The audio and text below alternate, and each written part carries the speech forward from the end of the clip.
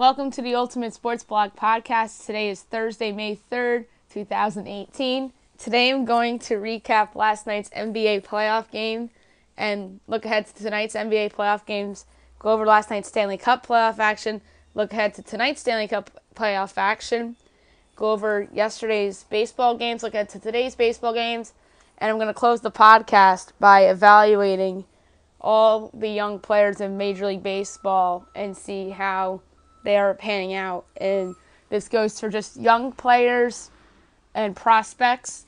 So here we go. NBA playoffs. One game last night. The Jazz defeated the Rockets 116-108 to even up the series at 1 apiece. Big time win for the Jazz. Joe Ingles, 27 points. That's a career high for him. James Harden had 32 in defeat. Tonight's game, 6 o'clock, ESPN, Cavaliers at the Raptors. Mike Breen, Jeff Van Gundy, Mark Jackson, Doris Burke, I expect to be on the call. This should be a great game. Game 1 was amazing. I think Toronto evens this thing up at 1 apiece tonight. I don't feel good about it, so give me the Raptors in another close game. 117-113 Toronto. Philadelphia at Boston, 8:30 TNT. This is probably going to be Brian Anderson on the call with Kevin McHale. Should be a fun game in TD Garden. Do I think the Celtics keep this thing close again? Yes. Do I think the Celtics ultimately win this game outright and go up 2-0 in the series? No. Philadelphia is just a more talented team. They'll be ready this time. And Ben Simmons and Joel Embiid will lead the way, tie this thing up at 1 apiece. Give me 115-107 Philadelphia on the road. Stanley Cup playoffs, 2 games last night. An impressive win for the Tampa Bay Lightning, 4-1 winners over the Boston Bruins in TD Garden. The Lightning take a 2-1 series lead. First period, Andre Palat's third of the playoffs, assisted by Tyler Johnson and Anton Strowman, 1-0 Tampa. Andres Palat's fourth of the playoffs, second of the game, assisted by Victor Hedman and Dan Girardi, 2-0 Bolts. Patrice Bergeron's fourth of the playoffs, assisted by David Pastrnak and Rick Nash on the power play, makes it a 2-1 game. Anthony Cirelli's first of the playoffs, assisted by Yanni Gourde and Ryan McDonough, 3-1 Bolts. Third period, Steven Stamkos on the power play, assisted by JT Miller and Victor Hedman, 4-1's your final. As I mentioned before, the Bolts take a 2-1 series lead. Andrei Vasilevsky, 28 saves on 29 shots. Tuukka Rask, 33 saves on 36 shots. That last goal was an empty netter. An impressive win for the San Jose Sharks, 4-0 over the Vegas Golden Knights. 2-2 series now. Marcus Sorensen's fourth of the playoffs, assisted by Eric Ferrer and Brendan Dillon, 1-0 San Jose. Jonas Donoski, his second of the playoffs, assisted by Brendan Dillon, 2-0 Sharks. Second period, Thomas Hertle's fifth of the playoffs, assisted by Miguel Bodacker and Logan Couture, 3-0 Sharks. Joe Pavelski, second of the playoffs on the power play, assisted by Logan Couture and Brett Burns, 4-0 Sharks was your final. Martin Jones, outstanding in net. 34 saves on 34 shots. Marc-Andre Fleury, 30 saves on 34 shots. Tonight, 2 games. Game 4 between the Capitals and the Penguins. The Capitals have a 2-1 series lead right now. Will they take a commanding 3-1 series lead, or will Pittsburgh even this up at 2 apiece? Something tells me that Pittsburgh evens this up at 2 apiece. So give me the Penguins at home, 4-3. Let's say this goes to overtime, and let's say Sidney Crosby scores the game winner. It'll be Doc Emrick and Pierre McGuire on the call, either with Mike Milbury or Eddie Olczyk. We'll see. The nightcap on NBCSN is the Predators at the Jets. Game 4. Will Winnipeg take a commanding 3-1 series lead, or will Nashville even this up at 2 apiece? I just think Nashville's too good of a team to not be down 3-1. They haven't really played a good game in the playoffs yet, or I should say a good 60 minutes. I think the Predators will get out of there with the win. I think it's going to be a 4-3 overtime win for the Predators. Let's say Philip Forsberg with the game winner. On the call, this one I think is going to be Chris Cuthbert, Brian Boucher, and AJ Malesko. So let's go with the Predators on the road to even this up at 2 apiece. So again, the picks, the Penguins and the Predators for hockey. All right, Major League Baseball. A lot of games yesterday. I want to go over real quick. The Red Sox defeat the Royals 5-4 as they improve to 22-8. Kansas City drops to 8-22. Drew Pomeranz with the win. Danny Duffy with the loss. Craig Kimbrell with the save. Top of the first inning, sacrifice fly. Salvador Perez, 1-0 Royals. Top of the second, 2-run double. Drew Butero, 3-0 Royals. Bottom of the fourth, home run Mookie Betts makes it 3-1. JD Martinez, 2-run home run, 3-3 game. Bottom of the fifth, another home run for Mookie Betts, 4-3 Red Sox. Bottom of the seventh, another home run for Mookie Betts, his third of the game, 5-3 Red Sox. Top of the eighth, Chesler Cuthbert home run makes it a 5-4 game. Drew Pomeranz, 6 innings, 8 hits, 3 runs, 2 walks, and 3 strikeouts, leaves the game with a 6.14 ERA. Danny Duffy, 6 2/3 innings, 10 hits, 5 runs, a walk, and 6 strikeouts, leaves the game with a 5.63 ERA. The Indians defeated the Rangers 12-4 as they improved to 16-13. Texas drops to 12-20. Corey Kluber at the win, Matt Moore at the loss. Bottom of the first, RBI single, Michael Brantley, 1-0 Indians. Home run, Edwin Encarnacion, a 3-run shot, 4-0 Indians. Top of the second, home run, Nomar Mazara makes it a 4-1 game. Bottom of the second, 3-run home run, Jason Kipnis, 7-1 Indians. 2-run home run, Edwin Encarnacion, 9-1 Indians. Top of the third, home run, Juan Centeno makes it a 9-2 game. Bottom of the third, sacrifice fly, Rajai Davis, 10-2 Indians. Top of the seventh, home run, Joey Gallo makes it 10-3. Top of the eighth, RBI single, Sin-Soo Choo makes it 10-4. Bottom of the eighth, home run, Francisco Lindor makes it 11-4. And a home run by Edwin Encarnacion, his third of the game. 12-4 Indians was your final. Corey Kluber, 7 innings, 6 hits, 300 runs, and 6 strikeouts, leaves the game with a 2.41 ERA. Matt Moore, 4 innings, 11 hits, 10 earned runs, 2 walks, and a strikeout, leaves the game with an ugly 7.67 ERA. The Tigers defeated the Rays 3-2 in 12 innings as they improved to 13-16. Tampa drops to 13-16. Warwick Saupold with the win, Matt Andriese with the loss. Top of the first, RBI single, Wilson Ramos, 1-0 Rays. Top of the second, RBI groundout, Denard Spam, 2-0 Rays. Bottom of the fifth, RBI groundout, Dixon Machado makes it a 2-1 game. Bottom of the seventh, home run, James McCann makes it 2-2. Bottom of the 12th, a bunt single by John Hicks, scores in Jacoby Jones. That is your walk-off. Detroit's a 3-2 winner. Michael Fulmer, 6 innings, 6 hits, 2 earned runs, 2 walks, and 5 strikeouts, leaves the game with a 2.8 ERA. Blake Snell, 6 2/3 innings, 5 hits, 2 earned runs, a walk, and 4 strikeouts, leaves the game with a 2.55 ERA. The Twins defeated the Blue Jays 4-0 as they improved to 10-16. Toronto drops to 17-13. Fernando Romero in his big league debut with the win. Marcus Stroman with the loss. Bottom of the second, home run, Eddie Rosario, 1-0 Twins. Bottom of the third, RBI groundout, Max Kepler, 2-0 Twins. Bottom of the eighth, sacrifice fly, Robbie Grossman, 3-0 Twins. And a bases loaded walk by Gregorio Petit, 4-0 Twins is your final. Romero was great in his big league debut. 5 2/3 innings, 4 hits, no earned runs, 3 walks, and 5 strikeouts, 0 ERA. Marcus Stroman, 7 innings, 6 hits, 2 earned runs, a walk, and 5 strikeouts, leaves the game with an ugly 7.52 ERA. The Cardinals defeated the White Sox 3-2 as they improved to 17-12. Chicago drops to 8-20. Carlos Martinez with the win. Lucas Giolito with the loss. Bud Norris with the save. Bottom of the sixth, home run, Carlos Martinez. Hashtag pitchers who rake. 1-0 Cardinals. Bottom of the seventh, 2-run home run, Dexter Fowler, 3-0 Cardinals. Top of the eighth, RBI single, Yolmer Sanchez makes it a 3-1 game. And the sacrifice fly by Jose Abreu makes it 3-2. That was your final. Carlos Martinez, 7 in the third innings, 5 hits, 1 earned run, 2 walks, and 5 strikeouts, leaves the game with a 1.4 ERA. Lucas Giolito, 6 in the third innings, 4 hits, 3 earned runs, 2 walks, and 7 strikeouts, leaves the game with a 7.03 ERA, so he's pitching a little bit better. The Rockies defeat the Cubs 11-2 as they improved to 17-15. The Cubs dropped to 16-12. Tyler Anderson with the win. Yu Darvish with the loss.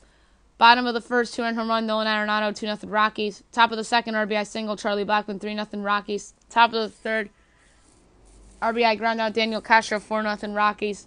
Bottom of the fourth, home run, Anthony Rizzo makes it a 4-1 game. Top of the fifth, home run, Trevor Story, 5-1 Rockies. home run, Chris Iannetta, 6-1 Rockies. Bottom of the 6th, home run, Chris Bryant, makes it a 6-2 game. Top of the 8th, a 3-run home run, Nolan Arenado is second of the game, makes it a 9-2 ball game. RBI single, Gerardo Parra, 10-2 Rockies. RBI ground, Chris Iannetta, makes it 11-2 Rockies. That was your final. Tyler Anderson, really good. 7 innings, 3 hits, 2 home runs, a walk, and 9 strikeouts. Leaves the game with a 3.78 ERA. Yu Darvish, terrible. 4 in the 3rd inning, 7 hits, 5 earned runs, 3 walks, and 8 strikeouts. Leaves the game with a 6 ERA, and he was booed off the mound after Joe Madden had pulled him. The Giants defeated the Padres 9-4 as they improved to 16-15. The Padres dropped to 11-21.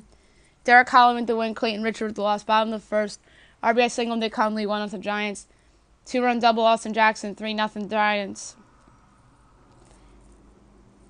RBI double, Austin Jackson, a 2-run double, 3-0 Giants. Top of the 3rd, 2-run double, Eric Hosmer makes it a 3-2 game. Bottom of the 3rd, RBI single that drove in 2 for Brandon Crawford, 5-2 Giants. Bottom of the 4th, 2-run home run, Nick Hundley, 7-2 Giants. Top of the 5th, Matt Caesar home run makes it 7-3. Bottom of the 6th, infield single, Brandon Belt, 8-3 Giants. Sacrifice fly, Jordan Crawford. Sacrifice fly, Brandon Crawford, 9-3 Giants. Top of the 9th, RBI single, Eric Hosmer, 9-4 is your final. Derek Holland, 5 innings, 4 hits, 3 earned runs, a walk, and 4 strikeouts. Leaves the game with a 5.7 ERA. Clayton Richard, 4 innings, 8 hits, 6 earned runs, 4 walks, and 6 strikeouts. Leaves the game with a 6.21 ERA. The Nationals defeated the Pirates 9-3 as they improved to 15-16. Pittsburgh drops to 17-14. Steven Strasburg with the win, Ivan Nova with the loss. Top of the 1st, fielder's choice, Corey Dickerson, 1-0 Pirates. Bottom of the 1st, home run, Bryce Harper, 1-1. Matt Adams, home run, 2-1 Nats. Top of the 3rd, RBI single, Corey Dickerson, 2-2 game. Bottom of the 3rd, RBI single, Matt Adams, 3-2 Nats. Bottom of the 4th, fielder's choice, Bryce Harper, 2-4 Nats. Bottom of the 5th, Andrew Stevenson, safe on the error, makes it 6-2 Nats, and 2 runs had scored. Wilmer Difo, fielder's choice, 7-2 Nats. RBI single, Bryce Harper, 8-2 Nats. Top of the 5th, home run. Top of the 6th, home runs, Francisco Cervelli, 8-3. Bottom of the 6th, Andrew Stevenson, RBI single, 9-3 is your final. Steven Strasburg, 7 innings, 7 hits, 2 runs, a walk, and 11 strikeouts. Leaves the game with a 3.47 ERA. Ivan Nova, 4 2/3 innings, 11 hits, 5 earned runs, 2 walks, and 5 strikeouts. Leaves the game with a 4.01 ERA. The Brewers defeated the Reds 3-1 as they improved to 19-13. Cincinnati drops to 7-24. Wade Miley with the win. Luis Castillo with the loss. Jared Jeffries with the save. Top of the 2nd, RBI single, Orlando Arcia, 1-0 Brewers. Bottom of the 4th, RBI double, Devin Mesoraco, 1-1. Top of the 5th, home run, Christian Yelich, 2-1. Top of the 8th, fielder's choice, Manny Pena, 3-1's your final. Wade Miley, in his first start of the year, 6 innings, 3 hits, an earned run, 3 walks, and 4 strikeouts. Leaves the game with a 1.5 ERA. Luis Castillo, 6 innings, 9 hits, 2 earned runs, a walk, and 7 strikeouts. Leaves the game with a 7.01 ERA. The Braves defeated the Mets 7-0 as they improved to 18-11. The Mets dropped to 17-11. Sean Newcomb with the win, Paul Sewald with the loss. Top of the 6th, RBI single, Freddie Freeman, 1-0 Braves. Top of the 7th, home run, Endy Enciarte, 2-run shot, 3-0 Braves. Top of the 8th, RBI double, Nick Markakis, 4-0 Braves. 2-run home run, Johan Camargo, 6-0 Braves. Home run, Ryan Flaherty, 7-0 Braves. That's your final. Sean Newcomb, 7 innings, 2 hits, no earned runs, a walk, and 8 strikeouts. Leaves the game with a 3.38 ERA, perhaps the best start of his big league career. Jacob deGrom only lasted 4 innings, but gave up 2 hits and 6 strikeouts. Leaves the game with a 1.87 ERA. He left the game yesterday with a hyperextended elbow. There's the original report that came out an hour ago, said that he was going to miss at least 4 starts. And then somebody followed it up by saying that he might be back for Monday, but will be monitored for soreness. So, should be interesting. And Paul Sewald in relief, 3 innings, 5 hits, 3 earned runs, and 2 strikeouts. Leaves the game with a 3.24 ERA. The Phillies defeated the Marlins 6-0 as they improved to 17 and 13. Miami drops to 11 and 19. Aaron Nola with the win. Jose Arena with the loss. Top of the first, home run. Cesar Hernandez went out to Phillies. Top of the second, Aaron Nola safe on the error by Jose Arena. 2-0 Phillies. Top of the eighth, RBI double Maikel Franco. 3-0 Phillies. RBI ground out Pedro Florian. 4-0 Phillies. Top of the ninth, Abdul Herrera RBI single. 5-0 Phillies. Sacrifice by Aaron Altherr. 6-0 Phillies was your final. Aaron Nola was brilliant. 7 and a third innings, 4 hits, no earned runs, a walk, and 7 strikeouts. Leave the game with a 2.17 ERA. Jose Arena, 7 innings, 7 hits, an earned run, a walk, and 6 strikeouts. Leaves the game with a 4.28 ERA. The Dodgers defeated the Diamondbacks 2-1 as they improved to 13 and 17. The Diamondbacks dropped to 21 and 9. Daniel Hudson with the win. Zach Godley with the loss. Kenley Jansen with the save. Top of the first, RBI single. Cody Bellinger on the Dodgers. Top of the eighth, sacrifice by Yasmani Grandal. 2-0 Dodgers. Bottom of the ninth, RBI single. John Ryan Murphy makes it a 2-1 game. That's your final. Heijin Ryu only went an inning and a third. Gave up a hit. No one runs, a walk, and 2 strikeouts. Leaves the game with a 2.12 ERA. He left the game early. And Pedro Baez in relief. 2 2/3 innings, 2 hits, a walk, and 4 strikeouts. Left the game with a 3.68 ERA. And then Daniel Hudson, 2 innings and no hits, no earned runs, no walks, and 3 strikeouts. Leaves the game with a 9.53 ERA. So this was a bullpen game by the Dodgers. We'll see how Ryu is doing and if he's able to make his next start. The Yankees defeated the Astros 4-0 as they improved to 20 and 10. Houston drops to 20 and 12. Luis Severino with the win. Dallas Keuchel with the loss. Top of the first, home run, Giancarlo Stanton. 2-run shot, 2-0 Yanks. Top of the fourth, home run, Giancarlo Stanton. 3-0 Yanks. Top of the eighth, RBI double, Giancarlo Stanton. 4-0 Yanks was your final. Luis Severino with a complete game shutout. 9 innings, 5 hits, a walk, and 10 strikeouts. Leaves the game with a 2.11 ERA. Dallas Keuchel, 7 innings, 6 hits, 300 runs, and 5 strikeouts. Leaves the game with a 3.98 ERA. The Angels defeated the Orioles 10-7 as they improved to 18 and 12. Baltimore drops to 8 and 22. Andrew Heaney with the win. Dylan Bundy with the loss. Top of the first, sacrifice by Manny Machado, 1-0 Orioles. Bottom of the first, home run Mike Trout, 1-1. Home run Albert Pujols, 2-1. Bottom of the fourth, RBI double and Andrelton Simmons, 3-1 Angels. RBI ground out Zach Cozart, 4-1 Angels. Bottom of the fifth, 3-run home run Justin Upton, 7-1. Bottom of the sixth, RBI double Mari Maldonado, 8-1 Angels. Sacrifice by Justin Upton, 9-1 Angels. Top of the eighth, Orioles starting to make it a little interesting. RBI ground out Manny Machado makes it 9-2. Bottom of the eighth, home run Martin Maldonado, 10-2 Angels. The ninth inning is really where they made it a game. RBI single Chris Davis makes it 10-3. 3-run triple Jace Peterson, 10-6. Sacrifice fly Trey Mancini makes it 10-7 final. Andrew Heaney was good. 6 innings, 5 hits, an earned run, a walk, and 2 strikeouts. Leaves the game with a 5.31 ERA. Dylan Bundy, not so good of a good start. 4 1/3 innings, 7 hits, 5 earned runs, a walk, and 4 strikeouts. Leaves the game with a 3.76 ERA. The Athletics defeated the Mariners 3-2 as they improved to 15 and 15. Seattle drops to 17 and 12. Blake Trehan with the win. Edwin Diaz with the loss. Bottom of the third, home run Ryan Haley, 1-0 Mariners. RBI single Gene Segura, 2-0 Mariners. Top of the eighth, 2-run home run Jed Lowry, 2-2. Top of the ninth, home run Mark Hanna, 3-2 is your final.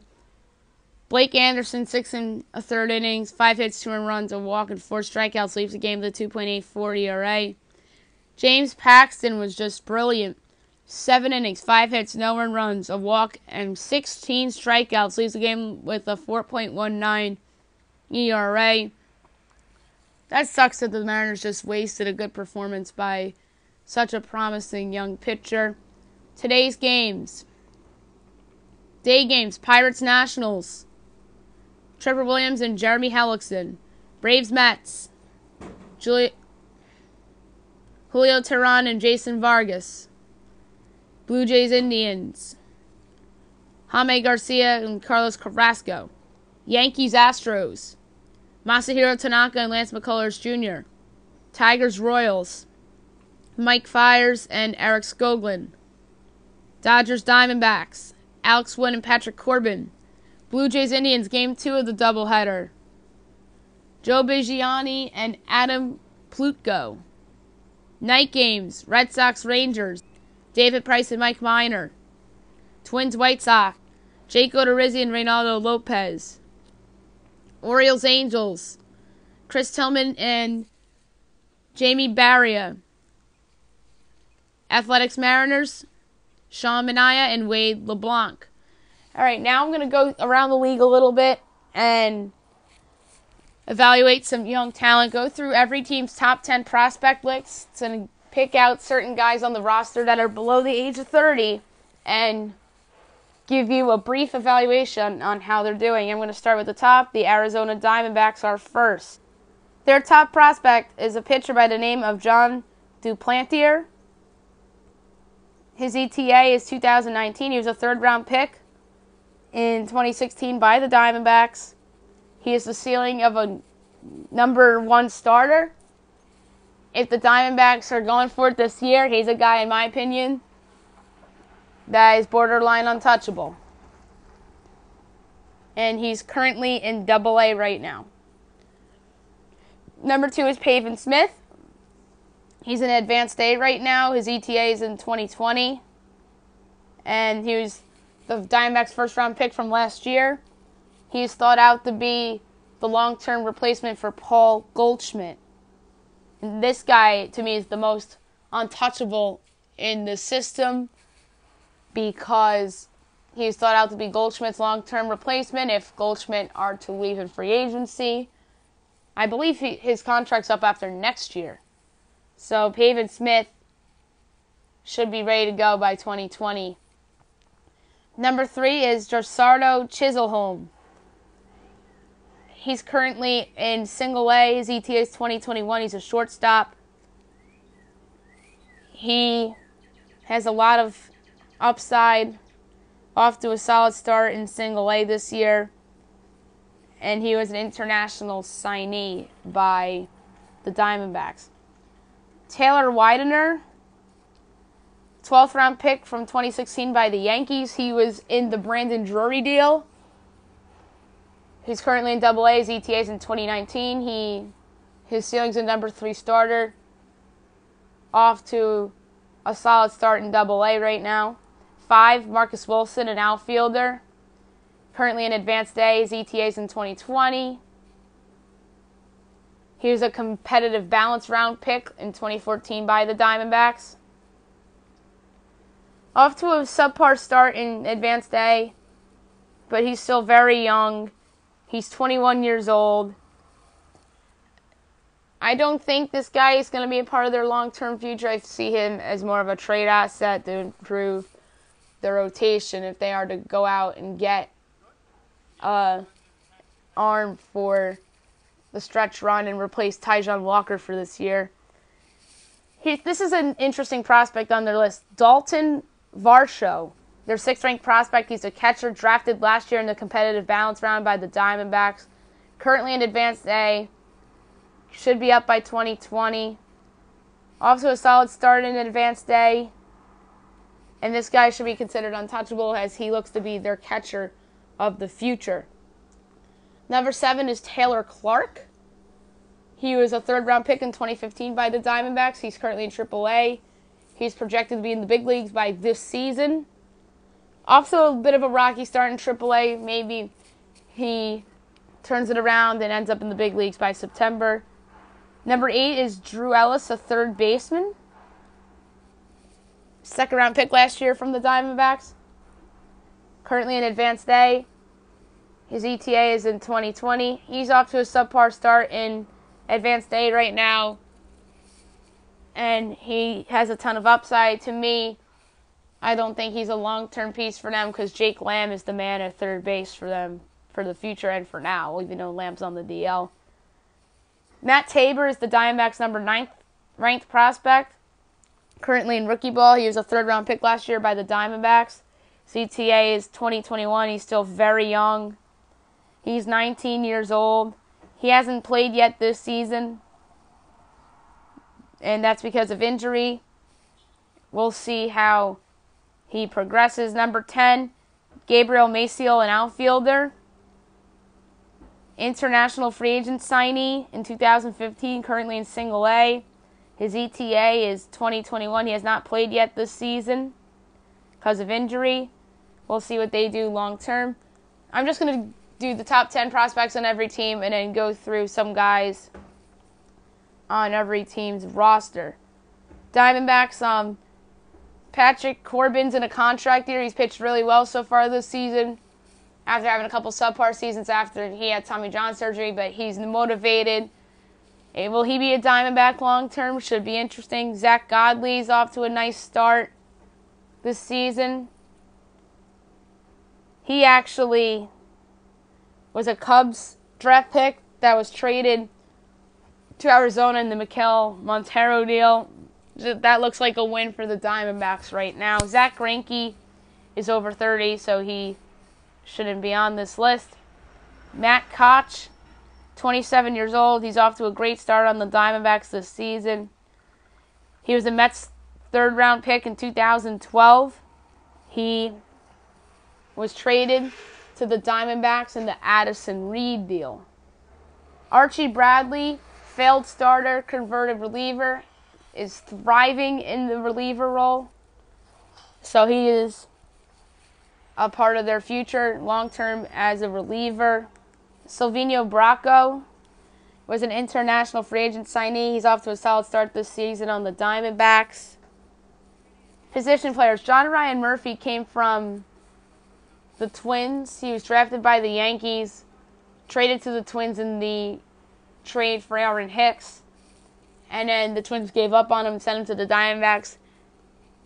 He's been a nice backup catcher for the Diamondbacks this season. Nick Ahmed was a Braves prospect that they got back for Justin Upton, who is a very versatile player for them. Ketel Marte came over with Taijuan Walker in the Gene Segura trade. He's off to a slow start this season, but he is going to possibly be a star someday. He's still very young, 24 years old, has a lot of upside, and he's very raw. Paul Goldschmidt's already 30. So is A.J. Pollock. David Peralta's over 30. So there's guys on this team that have quietly aged a little bit. Chris Owings is a good versatile player for them. He actually was the Diamondbacks' first-round pick in 2009. He was the Rookie of the Month in April 2014. Jake Lamb's on the disabled list, but he's going to be a star someday if he isn't already. Taijuan Walker's out for the season due to Tommy John surgery. He was off to a good start this season, and too bad that his season's already over. All right, the Atlanta Braves. Number 1, Ronald Acuna, the outfielder. He's such a stud. He's already in the big leagues. I think he's going to eventually win the National League Rookie of the Year. Off to a fantastic start in his big league career. A home run, 4 ribbies, hitting .345. This guy's going to be an absolute superstar in the league. He was an international free agent signee in 2014. Number 2 prospect in all of baseball. But I consider him number 1 because to me, Shohei Ohtani is not a prospect. And the scary thing about him is that he's only 21 years old. Number 2, Kyle Wright. Braves first-round pick in 2017. Currently in Double-A. His ETA is 2019. Off to a slow start in Double-A this year. Mike Soroka earned his call up to the big leagues a few days ago. First-round pick in 2015. He was great in his big league debut. And I think he'll be in the Braves rotation for the rest of the season. This guy's going to be a star. 4, Luis Guajara. International free agent signee in 2012. Currently in AAA. He's going to be up in the big leagues at some point. He started the year in AA. They promoted him to AAA. Off to a slow start in AAA, but I think he'll eventually turn a corner. 5, Ian Anderson. currently in advanced A. His ETA is in 2020. He was the first-round pick of the Braves in 2016. Off to a slow start in advanced A, but I think he'll get it together. Number 6 is Colby Allard. He was first-round pick in 2015. Currently in AAA. His ETA is this year. He's off to a good start in AAA. Max Fried's number 7. He up and down right now in the majors, but has been inconsistent since becoming a major leaguer, or since his call-up, I should say. Good numbers in the minors, but subpar in the majors. Maybe he turns it around eventually. Number 8 is Austin Riley, third baseman. Currently in AA. His ETA is 2019. He was a competitive balance round pick in 2015. Off to a great start in AA. I expect him to be in AAA sooner rather than later. Number 9 is Christian Pache, outfielder, currently in advanced A. His ETA is 2020. Off to a solid start in advanced A. He was an international free agent signee in 2015. Number 10 is Joey Wentz, pitcher in advanced A. His ETA is 2020. Competitive balance round pick in 2016 by the Braves. He's a starter. Off to a solid start in advanced A. He might be in AA by the time I do a player evaluation, probably in 2 months from now. I'm probably going to do it right during the All-Star break. All right, players currently on the roster. Mike Fulton came over in the Evan Gattis trade. So off to a good start this season. Sean Newcomb had the best start of his career last night. He came over in the Andrelton Simmons deal. I talked about Mike Soroka. Julio Teheran hasn't really lived up to that top prospect type since he's been called up. Well, he was earlier in his career, but he's hit a little bit of a downslope. He's probably just a back end of a rotation guy now. A lot of their bullpen arms have panned out really nicely. Some of them they got in those trades that they made a few years back. And some of them they've just picked off of waivers. I mean, good pickups. Their closer, Rodis Viciano, is really good. Ozzie Albies is such a superstar in this league already. He's their leadoff hitter. I think he's just incredible. He was an international free agent signee in 2013.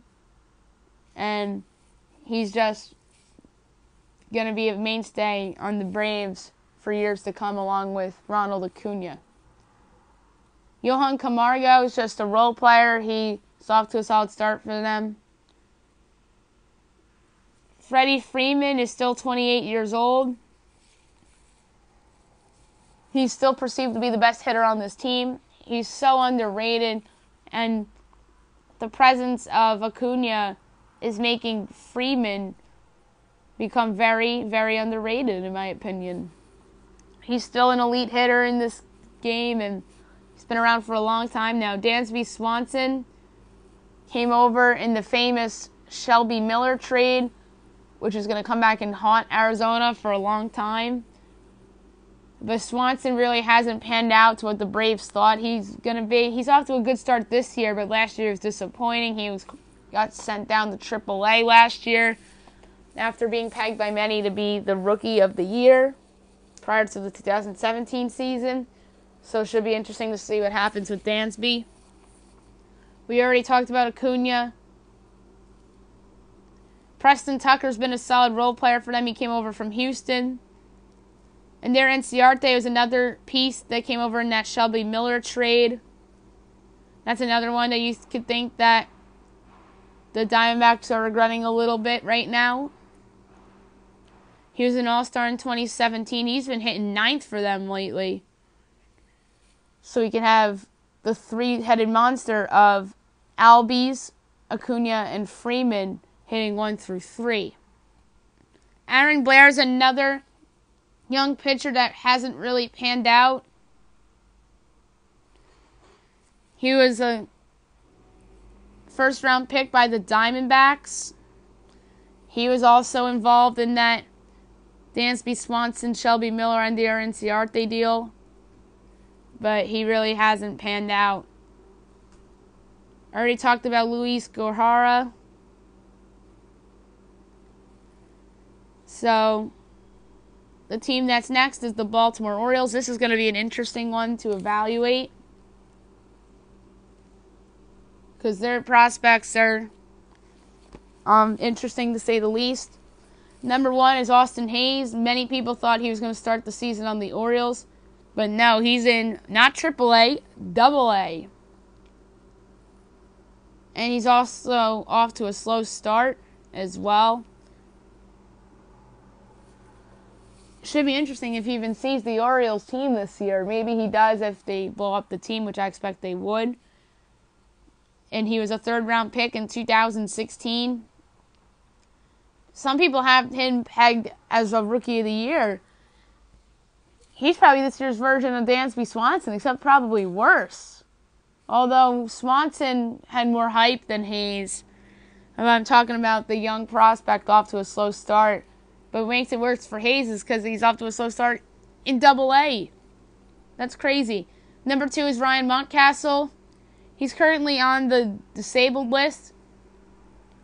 His ETA is in 2019, but I won't be shocked if he's in the big leagues this year. If he comes back off the disabled list and is pretty good. Number 3 is Chance Sisco, Orioles catcher of the future. 2nd-round pick in 2013. He's already in the big leagues. He's backing up for now, but I think he'll eventually be their starter. He's hitting .245 right now, but he should be starting, in my opinion. Number 4 is Hunter Harvey, AA right now. His ETA is 2019, 2013 first-round pick. But the thing with him is that he was overhyped, in my opinion, and injuries have sent him back. So he might not even see the bigs till 2019. Many people thought he'd be in the big leagues by 2015. But he's off to a great start this season in AA. 3 starts, 1.08 ERA. Maybe he will see the big leagues this season. Number 5 is DL Hall, the Orioles' 1st-round pick from 2017. He's currently in A-ball and thriving. He'll be in advanced day sooner rather than later. Tanner Scott is in AAA right now. His ETA is in 2018. Seen some time in the big leagues, has struggled as a reliever, but absolutely dominant in AAA. Number 7 is Cedric Mullins. He's an outfielder. 13th round pick in 2015. His ETA is in 2019. Off to a sluggish start in AA right now. Number 8, Anthony Santander, the outfielder. He's seen some time in the big leagues already this year. He was an international free agent signee by the Indians and is now with the Orioles. Off to a slow start in the bigs, hitting .205. Won't be shocked if the O's send him to AAA. Number 9 is Keegan Aiken. 2nd-round pick by the Orioles in 2016. Currently in AA. His ETA is in 2019. Off to a solid start in AA. Number 10 is Brennan Hanafy, the righty. Currently in Single A. He was a 4th-round pick in 2016 by the Orioles. His ETA is in 2020. Off to a solid start. Now we're going to go over players on their current roster. Obviously going to start with their pitching. Dylan Bundy off to a great start this season after I thought he was a little overhyped when he was called up, but finally living up to that hype. He's 25 years old. He was the 4th overall pick in the 2011 draft. Kevin Gossman was another highly touted pitcher. 1st-round pick in 2012. He's been a little inconsistent throughout his career. Been inconsistent this year. Brad Brock is 32 years old. That's hard to believe. All right, position players. We talked about Chance Sisco. Manny Machado in a contract here. He's 25 years old. He's going to be 26 this summer. The 3rd overall pick in the 2010 draft. He's not going to be an Oriole next year. I think that's a no doubt about it. But he's a top 10 player in the league. And the Orioles should trade him and get a really, really nice haul for him. It's hard to believe that Adam Jones is 32 years old. Trey Mancini's 26. He was the third-place finisher in the Rookie of the Year last year. He was an 8th-round pick in 2013. He's certainly a part of this team's future. We already talked about Hunter Harvey. Jonathan Scopes, currently on the disabled list. He's 26 years old.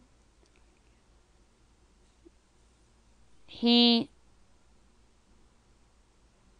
was an international free agent in 2008, signed by the Orioles. He had a breakthrough year last year, currently on the DL, but I expect him to come back and be really good. Joey Rickard's another player that was drafted, but he was drafted by the Tampa Bay Rays in 2012, but he ended up with the Orioles courtesy of the 2015 Rule 5 draft. Has shown some flashes since being an Oriole, but nothing really special. Next up is the Boston Red Sox. This is going to be another interesting team. It's prospect list to evaluate. Michael Chavis is their top prospect, who is currently on the restricted list due to his suspension of PEDs. He was the first-round pick of the Sox in 2014. His ETA is this year, and he hasn't played this year. And who knows if he's even going to stick around as their top prospect. Number 2, Jay Groom. He's currently on the disabled list. First-round pick in 2016. His ETA is 2020, and he has not pitched yet this season. Tanner Houck, first-round pick of 2017. His ETA is 2019. He's currently in advanced A, and he's off to a slow start. Brian Mata, a righty, international free agent signee in 2016. He's currently in advanced A. His ETA is in 2020. He's off to a solid start. 1.56 ERA in advanced A. He'll be in Double A by the next time I do this segment of a podcast. Sam Travis, second-round pick in 2014. He's currently on the disabled list. Was off to a solid start in Triple A. I won't be shocked if he's on the Red Sox roster later in the year. Cole Brannon, outfielder. Second-round pick of the Red Sox in 2017. He's currently in Single A.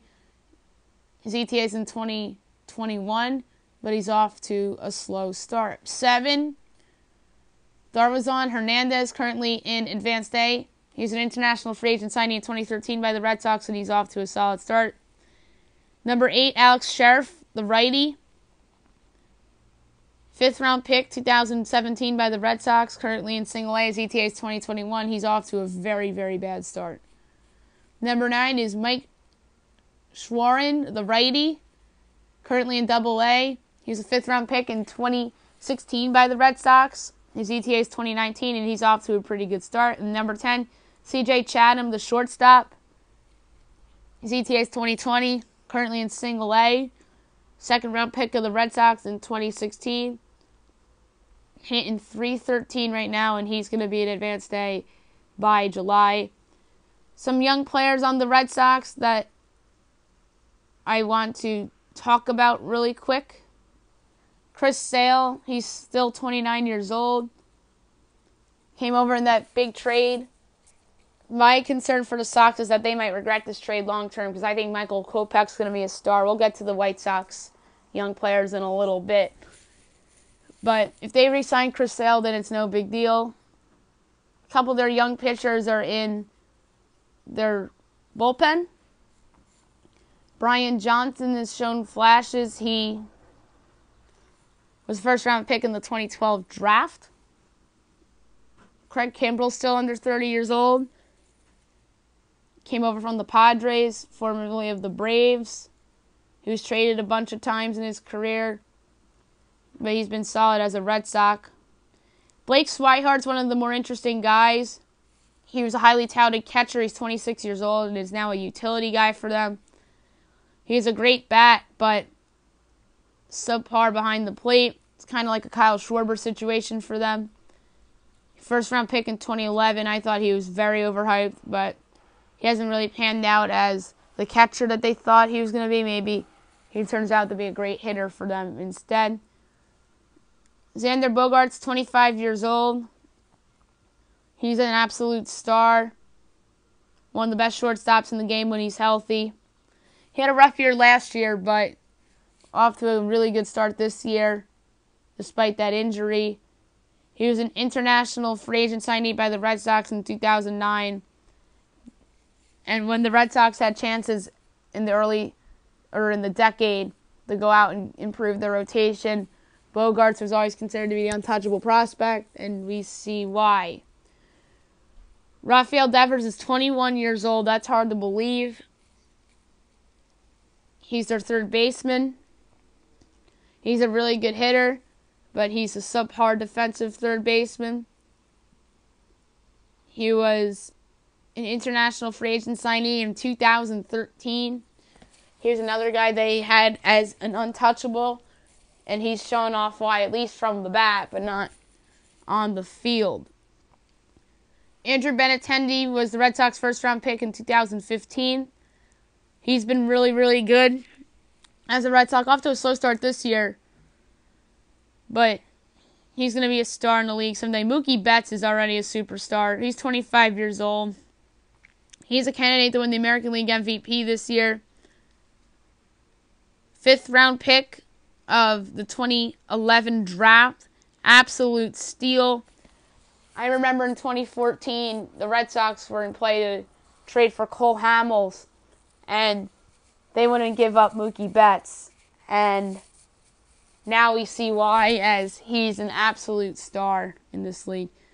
Jackie Bradley Jr., he's 28 years old already. He's the one that really hasn't panned out all that well for them. Supplemental first-round pick in 2011. Been very inconsistent. He had one good year and one good streak. But other than that, he's just been average. Eduardo Rodriguez is currently out on family leave.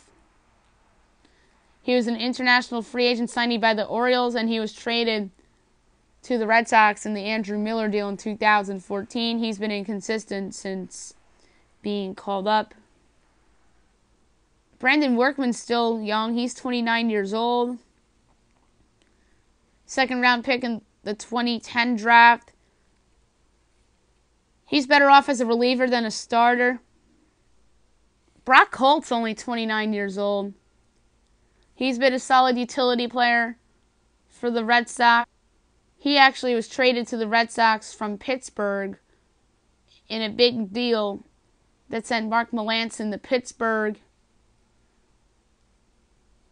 He had a brief stint with the Pirates, and he was drafted by the Pirates in the 9th round of the 2009 draft. All right, next team is the Chicago Cubs. This is another interesting one. Their top prospect is Adbert Alzolay, is a righty. International free agent signee in 2012, currently in AAA. He's going to be in the big leagues this year in all likelihood. He's off to a great start in AAA. Number 2 is Aramis Aidman, a shortstop, currently in Advanced A. CTA's in 2020. Off to a slow start in Advanced A, though. Oscar De La Cruz, a righty, in AA. International free agent signee in 2012. Off to a slow start in AA. Jose Albertos is a righty. International free agent signee in 2015. Currently in Single A ATA is in 2020, and he's off to an atrocious start. Alex Lang is a righty. 1st-round pick, 2017 by the Cubs. Currently in Advanced A, his ETAs in 2019, and he's off to a pretty good start in Advanced A. Brendan Little's a lefty. Currently in Single A, his ETAs in 2020. 1st-round pick in 2017 as well. Off to a slow start in Single A. Thomas Hatch, 3rd-round pick in 2016 by the Cubs. Currently in AA, his ETAs in 2019. He's off to a good start. DJ Wilson, outfielder, currently on the disabled list. 4th-round pick in 2015 by the Cubs. His ETAs in 2020. And he was off to a bit of a slow start in Advanced A. Nelson Velasquez, an outfielder, currently in rookie ball. His ETAs in 2021. He was a 5th-round pick of the Cubs in 2017. He has not played yet this season. Number 10 is Miguel Amaya. He's a young catcher. His ETA is in 2021. He was an international free agent signing in 2015. He's currently in Single A, off to a decent start. Going to evaluate their young talent on their roster. Kyle Hendricks is 28 years old. He's been on the Cubs since 2014. He's gotten better. He was originally a Texas Rangers 8th round pick in 2011. He ended up on the Cubs in a trade that involved Christian Villanueva, currently starring with the Padres right now. And he was exchanged for Ryan Dempster at the 2012 trading deadline. And he's a really good pitcher, and the Cubs got a steal there in that deal. Jose Quintana came over from the White Sox. He's 29 years old. He was an international free agent signee, believe it or not, with the Mets. And he was let go by them due to him being suspended, and he ended up with the Yankees, and he was a Yankee farmhand and became a minor league free agent, picked up by the White Sox. And he was a really good White Sox and got better every year. And the Cubs traded for him before the trading deadline last year. Off to a slow start this year, but I still expect him to turn it around a little bit. Mike Montgomery, somebody they got a steal in a trade. He was flipped before the 2015 season for Erasmo Ramirez. I think that trade's worked out for the Cubs. Wilson Contreras is an absolute stud behind the plate. He was an international free agent signing in 2009. And he's been great ever since his call-up. And he's arguably the best catcher in the league. Victor Caratini is a good backup for the Cubs. 24 years old. He was actually a Braves draftee in 2013. But he was flipped to the Cubs at the 2014 trading deadline for Emilio Bonifacio and James Russell. That turned out to be a win for Theo and Jed. Javier Baez was a young stud prospect that was called up in 2014. 9th overall pick in the 2011 draft. He was the NLCS MVP with John Lester. He's been pretty good as a Cub, but he hasn't lived up to the hype that was given to him when he was called up. But he's an awesome defender and a good home run hitter. Chris Bryant is phenomenal. Already an MVP winner. He won the Rookie of the Year. He's arguably the Cubs' best player right now. 2013 second overall pick in the draft. The Astros missed out on Aaron Judge and Chris Bryant. They could have had one of those guys instead. They took the pitcher, Mark Appel. We'll get to the Astros in a little bit. But Chris Bryant's a stud, and he's going to be a Cub for a very long time. Anthony Rizzo is still young. He's 28 years old. He, believe it or not, was a Red Sox prospect. 6th round pick in 2007. Was dealt to the Padres in the Adrian Gonzalez deal. Then dealt to the Cubs in the Andrew Cashner deal. And he's been a steady force in that Cubs lineup since he's been there. Addison Russell came over in the deal for Jason Hamill. Russell really hasn't panned out to be the guy they thought, but that deal is still a win for the Cubs. Albert Almora Jr. is a nice prospect. Ian Happ was a first-round pick in the 2015 draft. He's a star. Kyle Schwarber's crazy good. Hasn't panned out defensively. First-round pick in 2014. He's built to be a DH in my opinion, but he's still really good. And he's going to be a star, although I won't be shocked if he's eventually trade bait. Chicago White Sox. This is going to be an interesting one. They're loaded with good prospects. Number 1, Eloy Jimenez, formerly of the Cubs, was traded over in the deal for Jose Quintana, currently in AA.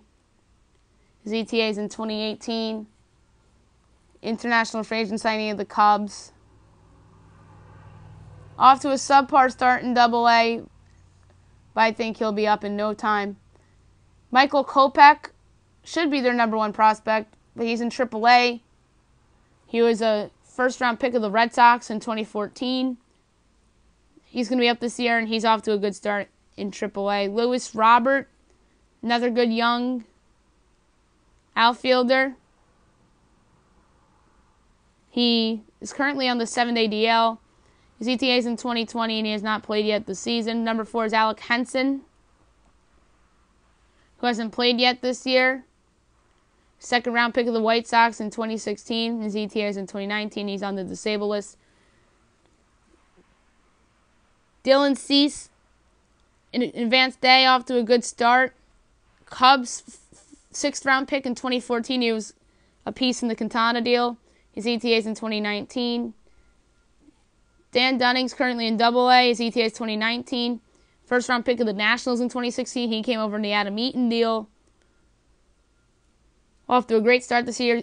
Started in advanced day and moved up to AA and has been really, really good. Number 7 is Blake Rutherford. First-round pick of the Yankees in 2016. He came over in the Todd Frazier, David Robertson, Tommy Kahnle deal. He's currently in advanced day. His ETA is in 2020. And he's off to a really good start in advanced day.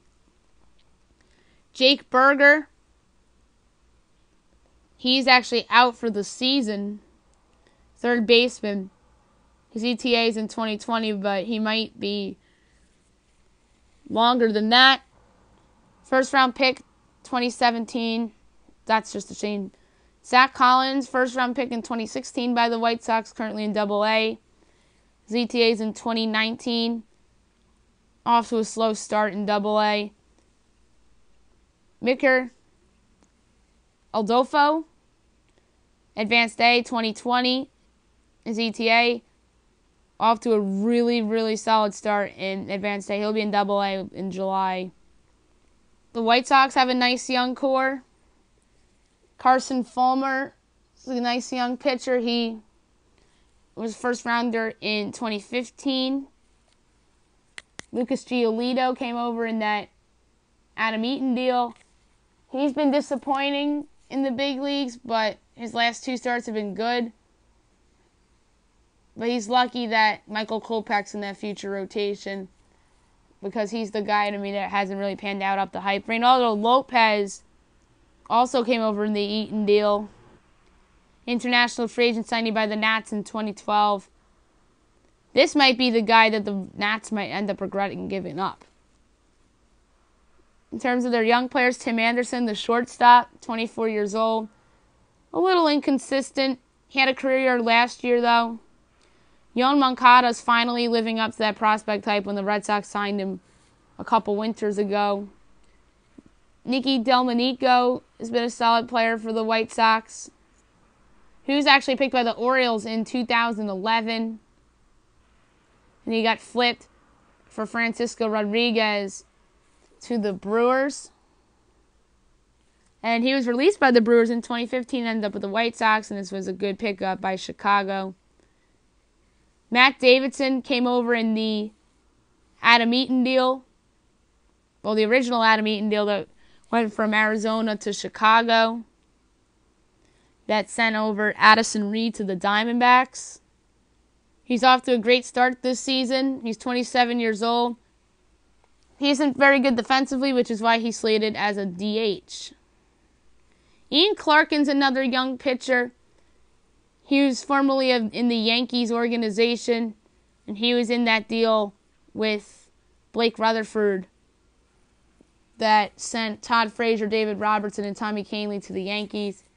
He really hasn't panned out all that much, and he was one of those prospects that was hyped up by the Yankees a couple years ago before they made all those trades to improve their farm system in 2016. Next up is the Cincinnati Reds. Nick Senzel's their top prospect. He's currently in AAA. He'll be up in no time. He's off to a solid start in AAA right now. He was first-round pick by the Reds in 2016. Hunter Green was their first-round pick last year. Currently in single A. His ETA is in 2021, but he's off to a rough start. Taylor Trammell is in advanced A. His ETA is in 2020. He was a competitive balance round pick in 2016. He's off to a solid start in advanced A. Tony Santillan, second-round pick in 2015, currently in advanced A. His ETA is in 2020. He's off to a fantastic start this year. Shed Long's in Double A. He should be up this year. 2013 12th round pick. Off to a really good start in Double A. Jeter Downs, a shortstop. 2017 competitive balance round pick. ETA is in 2021. And he's off to a pretty good start in Single A. Jose Siri, currently on the 7-day disabled list. International free agent signing in 2012, hasn't played yet this year. Tyler Stevenson, the young catcher, he's currently in advanced A. First round pick in 2015 by the Reds. ETA 2020, off to a fantastic start. Vladimir Gutierrez, there's their number 9 prospect, currently in Double A. His ETA is in 2019. International free agent signing in 2016, off to a bit of a slow start. Stuart Fairchild, the outfielder, second round pick by the Reds in 2017. Currently in single A, his ETA is in 2020. Off to a decent start. Their young core is pretty good. Eugenio Suarez is good. Joey Votto's above 30 already. Luis Castillo's off to a slow start this season for the Reds. One guy that they got in a trade a few years ago has been a slam dunk steal, and that's Adam Duvall. 29 years old. Hit a lot of home runs last year. He was an all-star in 2016. Now he's a steal. Billy Hamilton hasn't really panned out as the guy they thought. He's a below-average hitter, but has a lot of speed. Jesse Winker's finally in the big leagues. He was an overhyped prospect for a couple years now. He was their first-round pick in 2012. But he is more of a hitter than a power guy. Robert Stevenson is currently hurt, or currently not on the Reds. First round pick in 2011. Next team up will be the Cleveland Indians. Gonna try to get this done really quick. Francisco Mejia is their top prospect, currently in AAA. He should be up this year. He's off to a slow start. He was an international free agent signing in 2012. Tristan McKenzie, competitive balance round pick in 2015. Currently on the disabled list, has not played yet this year. Bobby Bradley in Double A. Third round pick of the Indians in 2018. Off to a slow start. Nolan Jones is a third baseman. Second round pick by the Indians in 2016. Currently in Single A. His ETA is in 2020. And he's off to a slow start. Willie Castro, international free agent signing in 2013, currently in Double A. His ETA is in 2019. He's off to a slow start.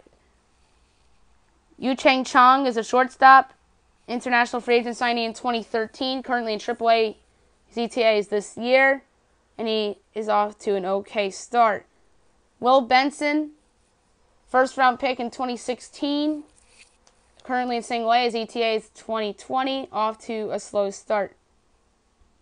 Shane Bieber, currently in Double A, his ETA is in 2019. Fourth round pick of the Indians in 2016, off to a great start.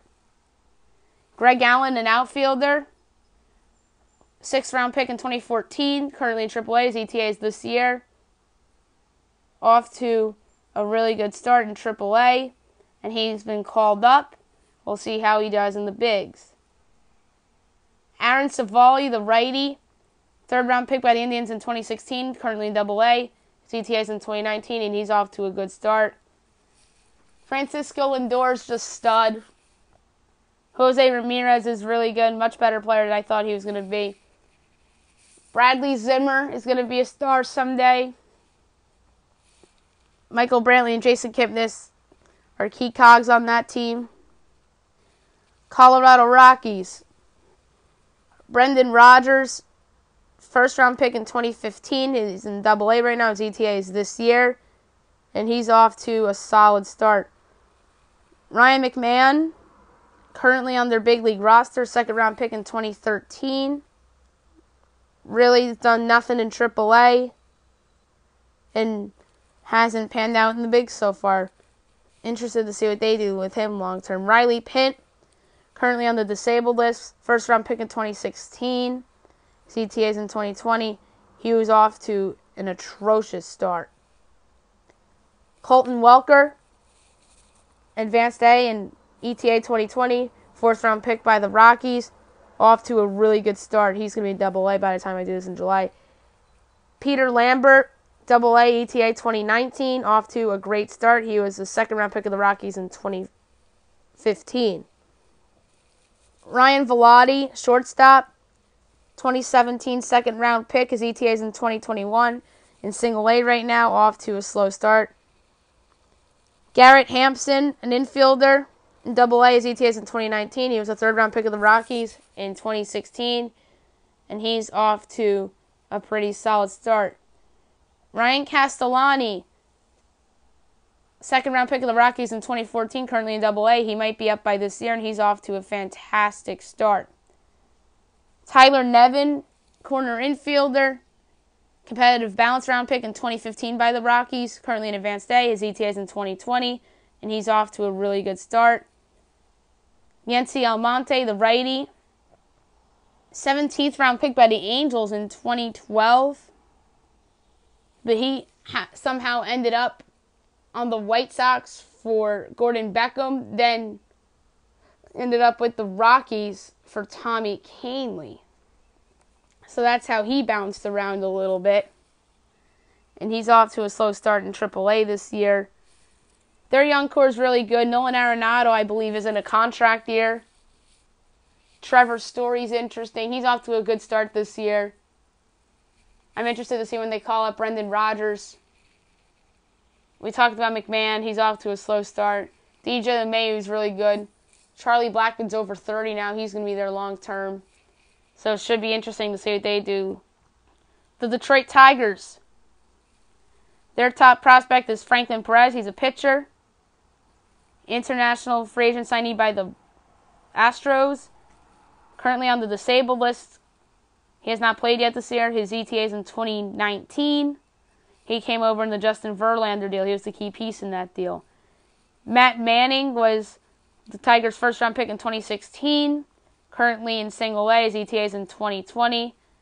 And he's off to a mediocre start.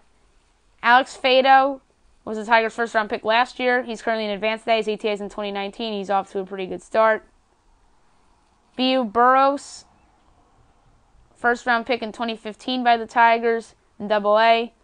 His ETA is in 2019, and he's off to a pretty good start. Jake Rogers, a catcher in Double-A. His ETA is in 2019. He was a third-round pick by the Astros. He was in the Verlander deal. He's off to a slow start in Double-A. Maybe their catcher of the future if they don't believe in James McCann. Kyle Funkhauser, fourth-round pick in 2016. Currently in Double-A. His ETA is in 2019, and he's off to a mediocre start. Isaac Paderas, a shortstop, an international signee by the Cubs, currently in Advanced A. He was in the Justin Wilson-Alex Avila trade in 2017. And he's off to a mediocre start in Advanced A. Gregory Soto, the lefty in Advanced A, his ETA is in 2019. He was an international free agent signee by the Tigers in 2012. He's off to a mediocre start. Daz Cameron, outfielder, competitive balance round pick by the Astros. He was also in the Verlander deal. His ETA is in 2019, and he's off to a good start in Advanced A. Christian Stewart, outfielder in Triple-A. CTA is this year, and he's off to a really good start. I won't be shocked if he's in the big leagues by July. They're young players. Some of them are good. Heimer Candelario was the key piece in that Avila Wilson deal. And I believe he'll be a keeper long term, as I predicted on a previous podcast, that he will break out. He is their third baseman of the future, as Nick Castellanos is now in right field.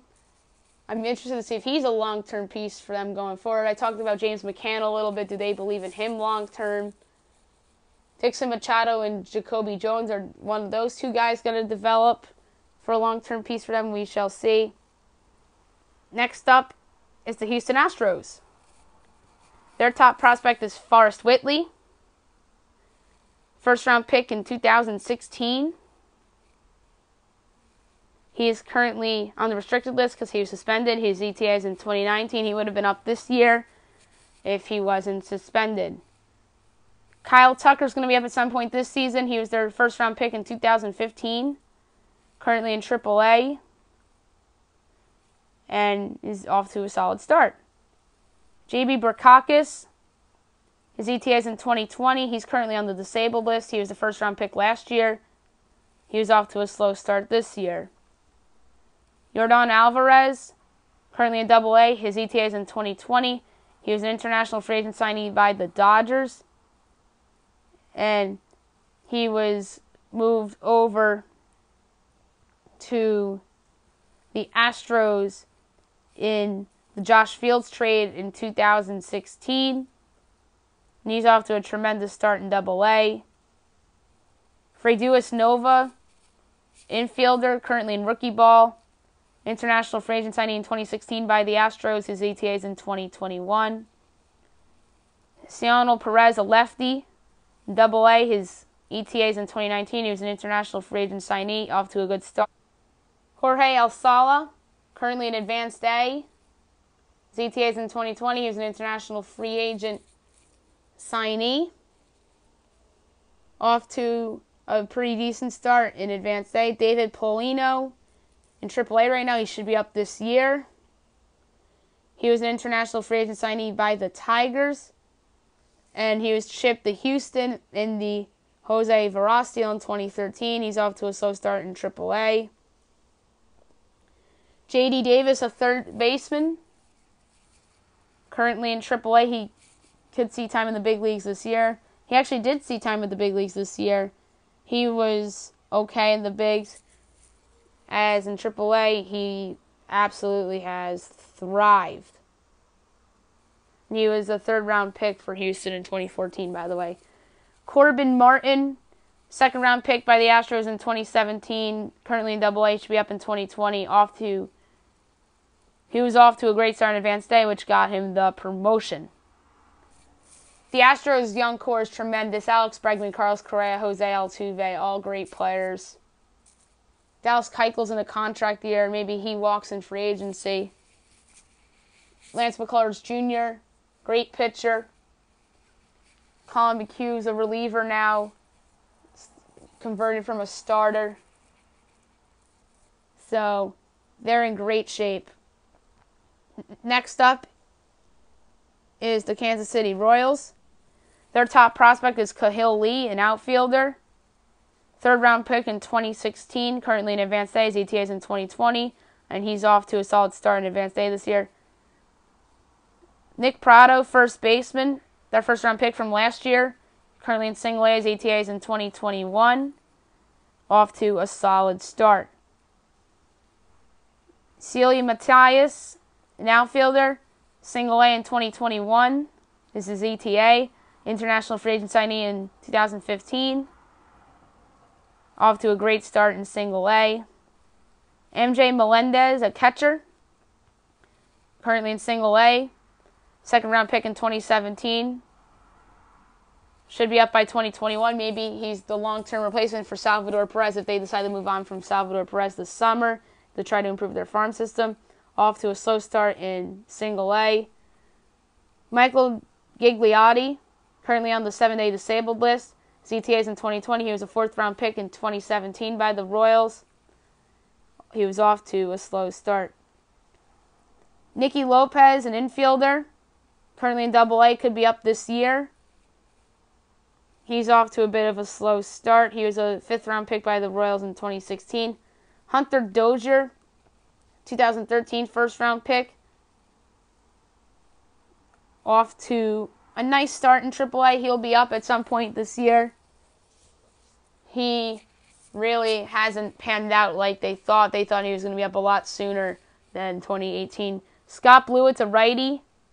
2nd-round pick in 2014 by the Royals. ETA 2019, currently in AA, off to a mediocre start.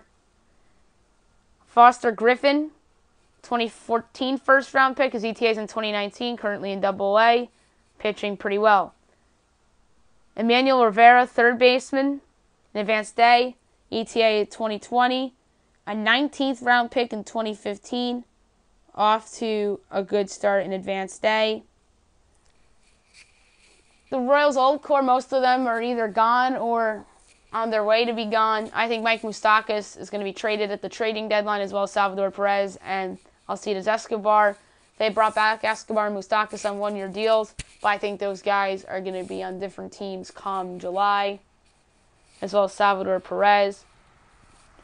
The death of Yandero Ventura certainly came back to haunt this team, just like Jose Fernandez came back to haunt the Marlins. I'll get to the Marlins young players in a minute. They really don't have much in the pitching department. That's why I find the Royals, I maximize the value of some of these guys. You better hope that Danny Duffy improves so that you can get something for him as well. Next up is the Los Angeles Angels of Anaheim. Shohei Ohtani is not counting as a prospect for me. Joe Adell, 1st-round pick in 2017. His ETA is in 2021. Currently on the disabled list, though. And he was doing well in Single A before he got hurt. Kevin Maytain. His ETA is in 2021.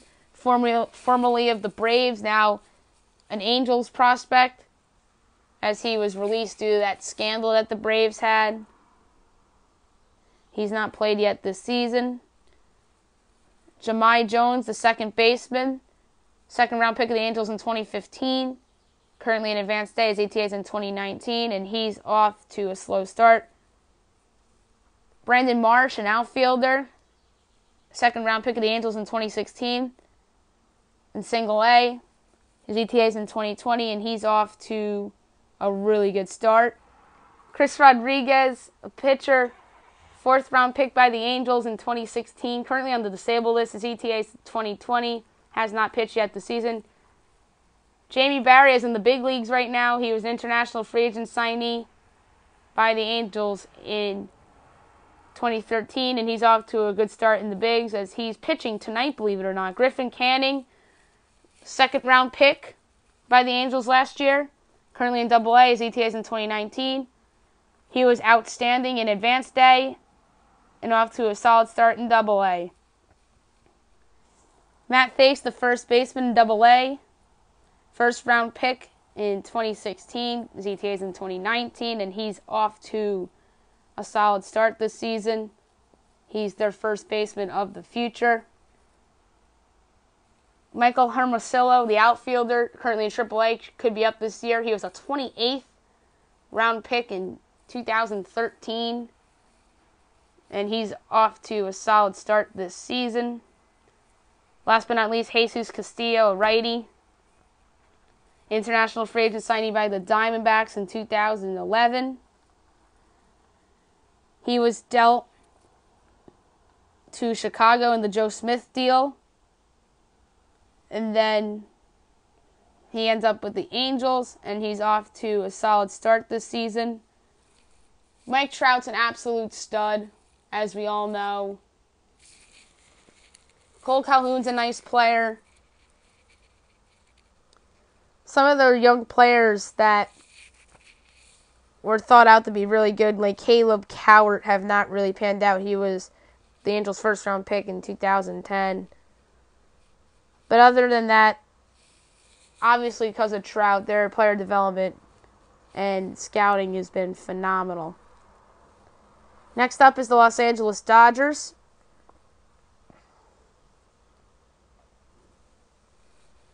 Loaded farm system. Walker Buehler earned his call up to the big leagues.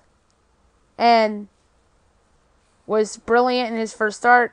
He was brilliant in AAA as well. He's going to be on the Dodgers for the rest of the season. He was their first-round pick in 2015.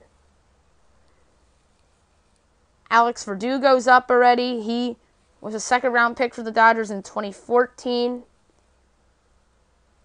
Was really, really good in AAA and is thriving in the big leagues early on in his big league career.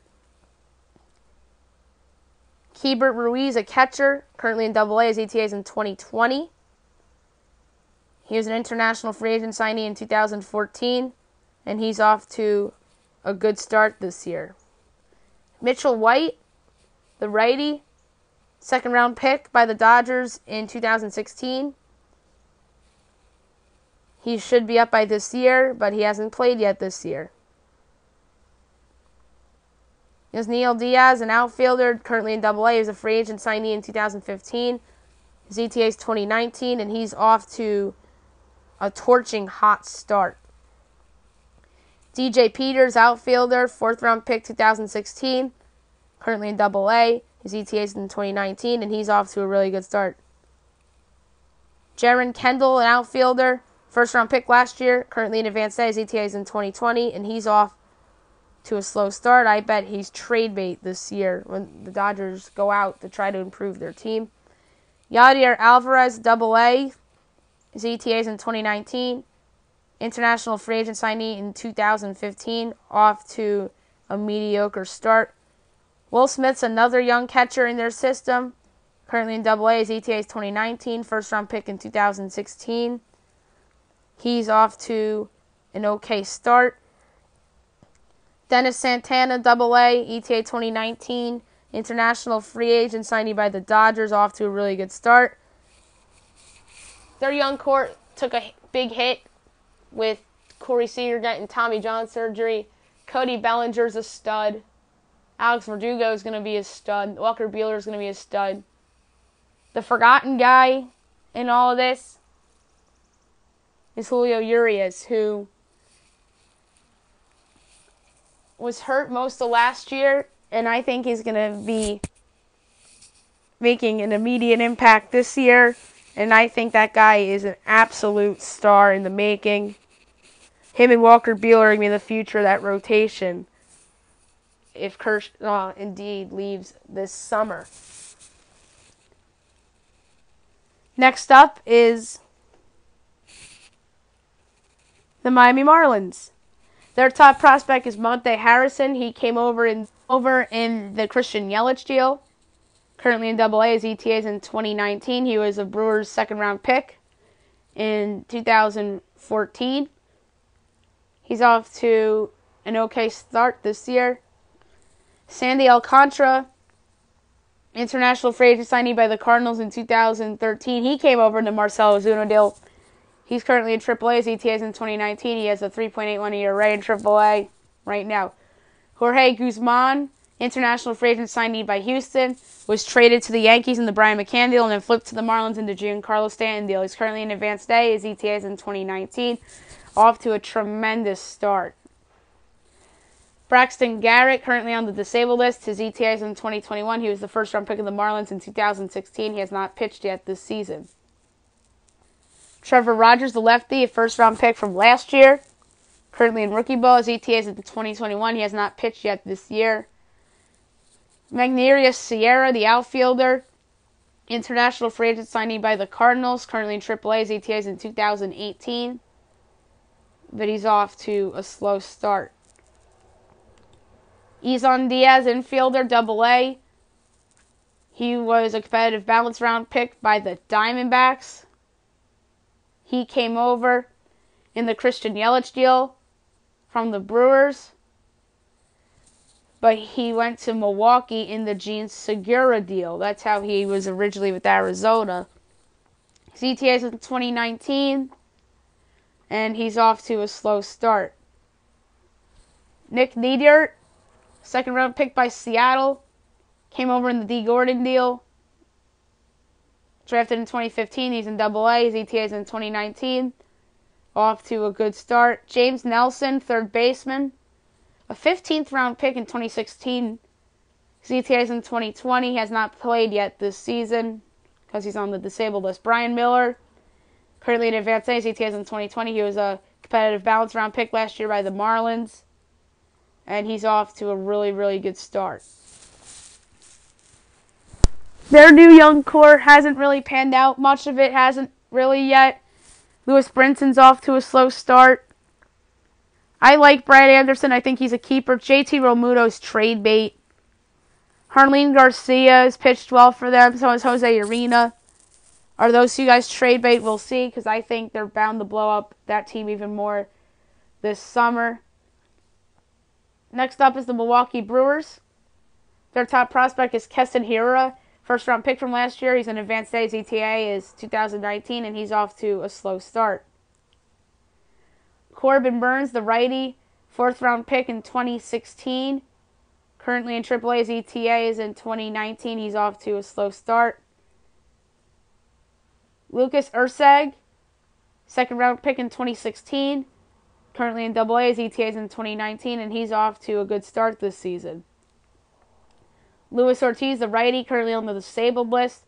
He was a first-round pick of the Rangers. He came over in the Jared Jeffries deal with Jonathan Lucroy at the trade deadline in 2016. His ETA is this year. He was off to a good start before he hit the disabled list. Brett Phillips, sixth-round pick by the Astros in 2012. He came over in the deal that sent Carlos Gomez to Houston. Off to a slow start in the bigs this year in a small sample size, but was great in AAA so far this year. Corey Ray, first-round pick in 2016, currently in AA. His ETA is in 2019. He's off to a subpar-ish start. He's probably going to be trade bait for them, I'd say. Trent Grisham, currently on the 7-day disabled list. He was a first-round pick in 2015. His ETA is in 2019, and he was off to a slow start. Tristan Lutz, an outfielder, competitive bounce round pick last year by the Brewers. Currently in single A, his ETA is in 2021. He's off to a slow start.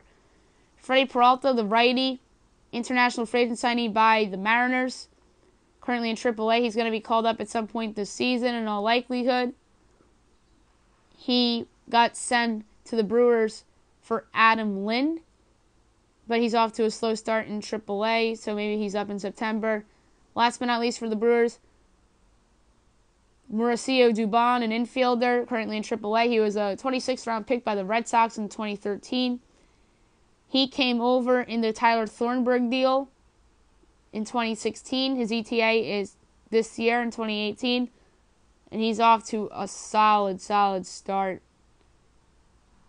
Their young core is pretty good. Some of it they traded away to get better, but some of it's still pretty good. Travis Shaw, Ryan Braun's older now. Eric Thames is a vet. Danny Santana's a nice player. Orlando Arcia is going to be a good player someday. So they're a fun team to watch. The Minnesota Twins, their top prospect is Royce Lewis, first-round pick last year. Currently in single A, his ETA is in 2021. He's off to a tremendous start. Fernando Romero made his big league debut yesterday. International free agent signee in 2011. And he was off to a great start in AAA before his promotion. Steven Gonzalez, the lefty, 2013 fourth-round pick by the Twins. He's going to be up at some point this year. He was great in AA, off to a really good start in AAA. He's going to be up before we know it. Nick Gordon, first-round pick in 2014. Currently in AA, his ETA is this year, off to an excellent start. Wander Javier, shortstop, currently in rookie ball, international free agent signee, going to be in the bigs by 2021, has not played yet this season. Alex Kurloff, first-round pick in 2016, currently in single A, his ETA is in 2020, off to a pretty good start in A ball. Brusdar Gatterall, currently in A ball, His ETAs in 2021. He was an international free agent signee in 2014. Off to a pretty good start. Brent Rooker, outfielder and the first baseman. He was a competitive bounce round pick last year, currently in Double A. His ETAs in 2020, and he's off to a slow start. Blaine Enlow, currently on the disabled list. He was the third round pick last year of the Twins. His ETAs in 2021, but he was off to a slow start. Lewin Diaz, advanced day. His ETAs in 2020. He's a first baseman, and he was off to a slow start. And he was an international free agent signing as well. Brian Dozier's in a contract year for them. Byron Buxton is going to be a starter. He's on the DL right now. After being rid off by many as in 2016, 2015, he broke out in 2017, especially in the second half. Miguel Sano's a good player. Fernando Romero's good. Jose Barrios is their ace right now. He's off to a slow start this year, but he's going to be their ace eventually. Next up, the New York Mets. Their top prospect is shortstop Andres Jimenez, who's currently in advanced day. His ETAs in 2020. He was an international free agent signee in 2015, and he's off to a good start. David Peterson was their first-round pick last year, currently in A-ball. His ETAs in 2020, and he's off to a solid start. Justin Dunn was a first-round pick in 2016, currently in advanced day. His ETAs in 2019, he's off to a good start. Peter Alonso, second-round pick in 2016, currently in Double A. His ETAs in 2019, and he's off to an awesome start. Thomas Sapocki, currently on the disabled list, fifth-round pick of the Mets in 2015, ETAs in 2021, and he hasn't pitched yet this season. Mark Vientos, second-round pick of the Mets last year, currently in rookie ball. His ETAs in 2021, hasn't played yet this year. Desmond Lindsay, an outfielder, second-round pick in 2015, currently in advanced day. He's going to be up by 2020 perhaps, and he's off to a slow start. Marcos Molina, international signee 2012. Off to a slow start this season, although he earned a AAA call-up. And maybe he sees the big some point this season. Chris Flexen. Saw some time in the big leagues last year. He was a 12th round pick. He was a 14th round pick in 2012. Currently in AAA, and he's off to a solid start. Lewis Gilmore, 10th round pick in 2013. Could be up this year. He's currently in AAA. Off to a solid start. Ahmed Rosario hasn't really panned out yet thus far, but I think he'll be fine eventually. He was the number one prospect for the Mets the last couple years, and I think he was the number one overall prospect by Keith Law at some point last year, the year before. But I think he'll be fine. Dominic Smith hasn't really panned out for them yet. Their young outfielders, Michael Conforto and Brandon Nimmo, have been pretty solid. And, of course, all their pitchers are really, really good. Although, the one that's off to a slow start is Steven Matz. And Matt Harvey might not even be a part of the team long term. Yankees, their top prospects in the big leagues right now, and that's Gleyber Torres. He was an international signee with the Cubs. They traded him away to the Yankees in 2016 when they acquired Aroldis Chapman. He's hitting .316 in the big leagues, and he was hitting .347 in AAA. I think Gleyber's going to be a star. Estevan Florial, currently in advanced day. He was an international free agent signee in 2015. ETAs in 2020. He's off to a bit of a slow start. Justice Sheffield's their number 3 prospect. Indians' first-round pick in 2014. He was sent to the Yankees in the Andrew Miller deal. He is currently in Double-A, off to a really good start. Miguel Andujar's currently on the team. He was an international free agent signee in 2011. Hitting .275 on the Yankees this year, so he may be a keeper for them long-term. Albert Abreu, international free agent signee in 2013 by the Astros, currently in advanced day. He came over in the Brian McCann deal. His ETAs in 2019. He's off to a really good start. Chance Adams, 5th-round pick by the Yankees in 2015, currently in AAA, but he's off to a slow start. Maybe he gets called up soon. Luis Medina, international free agent signee in 2015, currently in rookie ball. He has not played yet this year. His ETA is in 2021.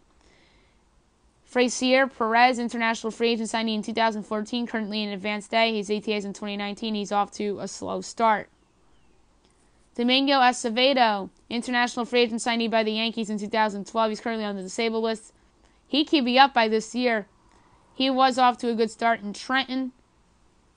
It should be interesting to see what they do with him. Infielder Theo Estrada, international free agent signing in 2012.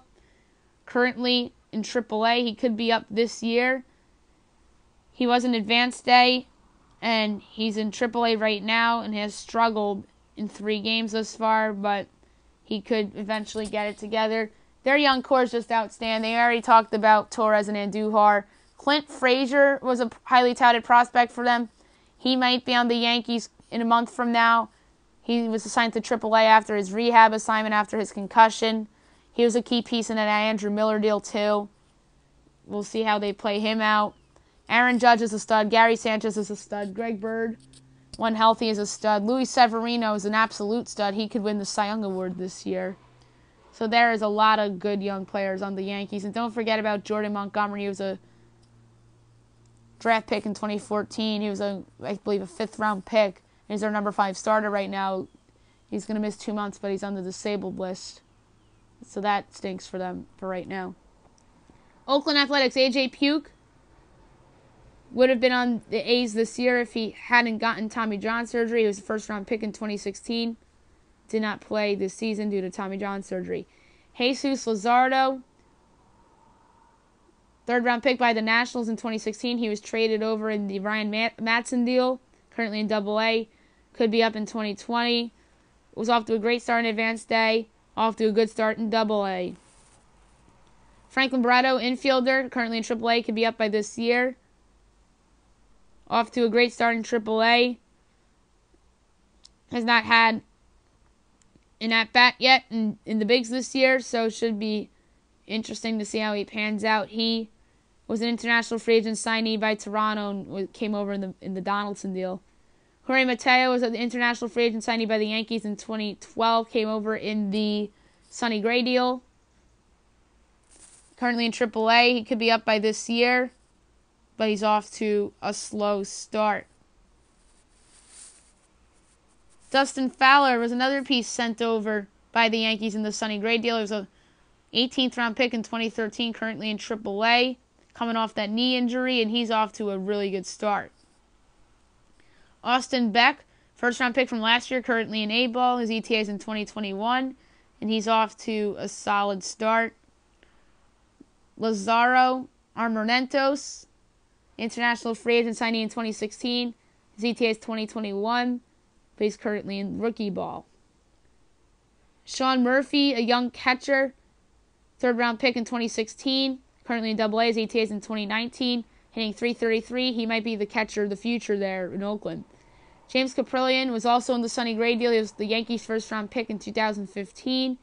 His ETA is in 2019. He would have been up by 2017 if he didn't get Tommy John surgery, and he still hasn't pitched this season. Grant Holmes was the 1st-round pick of the Dodgers in 2014, currently at Double-A. He was a part of the Rich Hill package. Could be up by 2019, but hasn't pitched yet this season. Some of their young players have turned out to be pretty good, such as Matt Olson and Matt Chapman. Chris Davis is really good as well.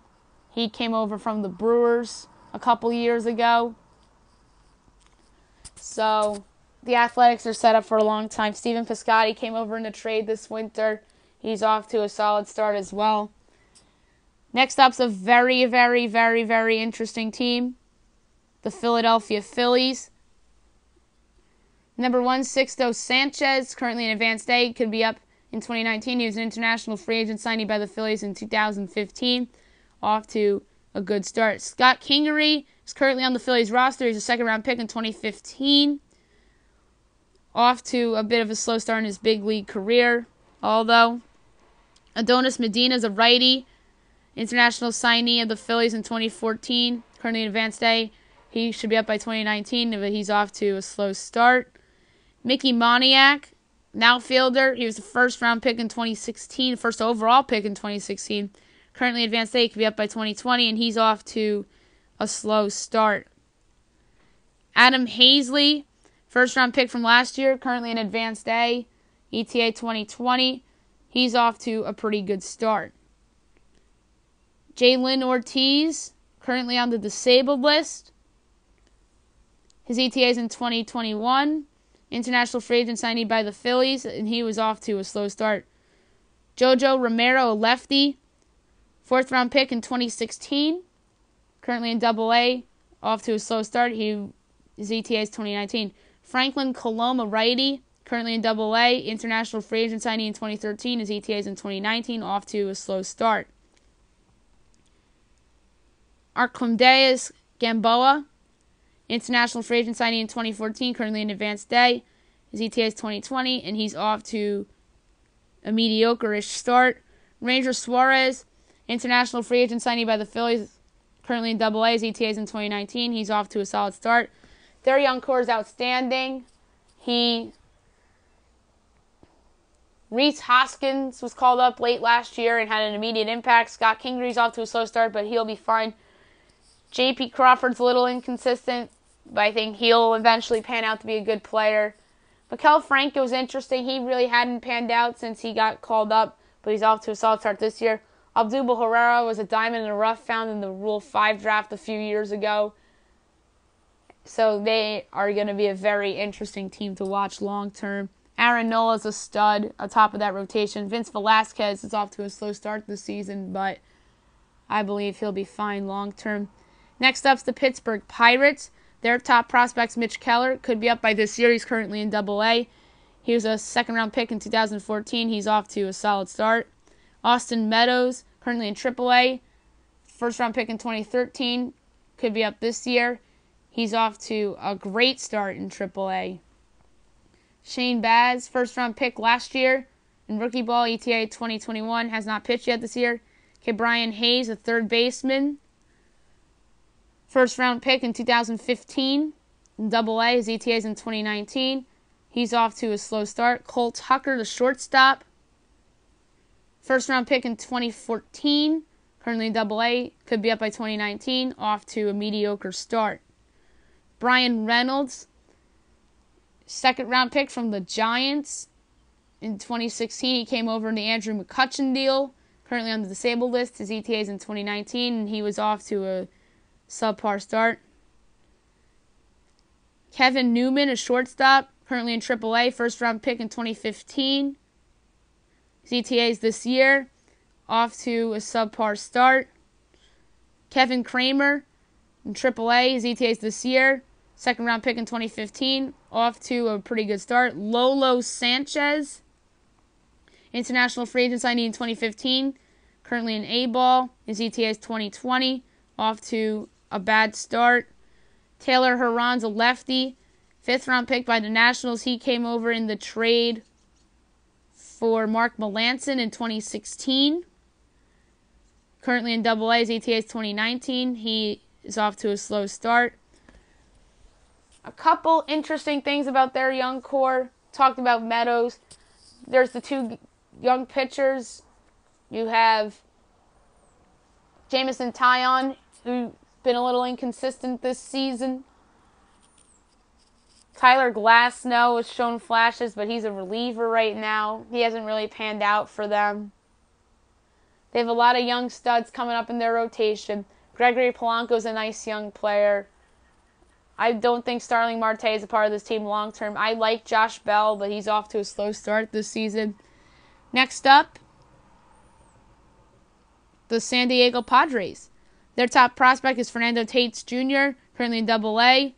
He was an international free agent signee by the White Sox in 2015. He came over in the James Shields trade. That's a mistake by the White Sox. His ETA is in 2019. But he's off to a slow start this season. Mackenzie Gore, currently on the disabled list. His ETA is in 2020. He was off to a slow start this season. In a short sample size, he was the first-round pick last year. Luis Urias was an international free agent signing in 2015. Luis Urias, a middle infielder, free agent signee, international one in 2013. Currently in AAA, he'll be up this year. Off to a pretty good start. Cal Quantrill, the righty. First round pick in 2016. Currently in AA. He could be up in 2019, and he's off to a good start. Michael Baez, international free agent signee in 2016. Currently in advanced A. His ETA could be 2019, but he's off to a slow start. Adrian Morjon, international free agent signee in 2016. Currently in advanced A. His ETA is in 2019. He's off to a mediocre start. Anderson Espinoza, currently injured. His ETA is 2020. He was an international free agent signee by the Red Sox in 2014. He came over in the Drew Pomeranz deal. He's set back because of injury. Logan Allen, 8th round pick of the Red Sox in 2015. He came over in the Craig Kimbrell deal. He's currently in AA. His ETA is 2019, and he's off to a good start. Joey Lucchesi, he's currently pitching for the Padres. Off to a solid start. His ETA was 2019, but he's ahead of schedule. He was a 4th round pick in 2016. Gabriel Arias, international signee in 2016, currently in Single A. A shortstop, ETA 2020, off to a slow start.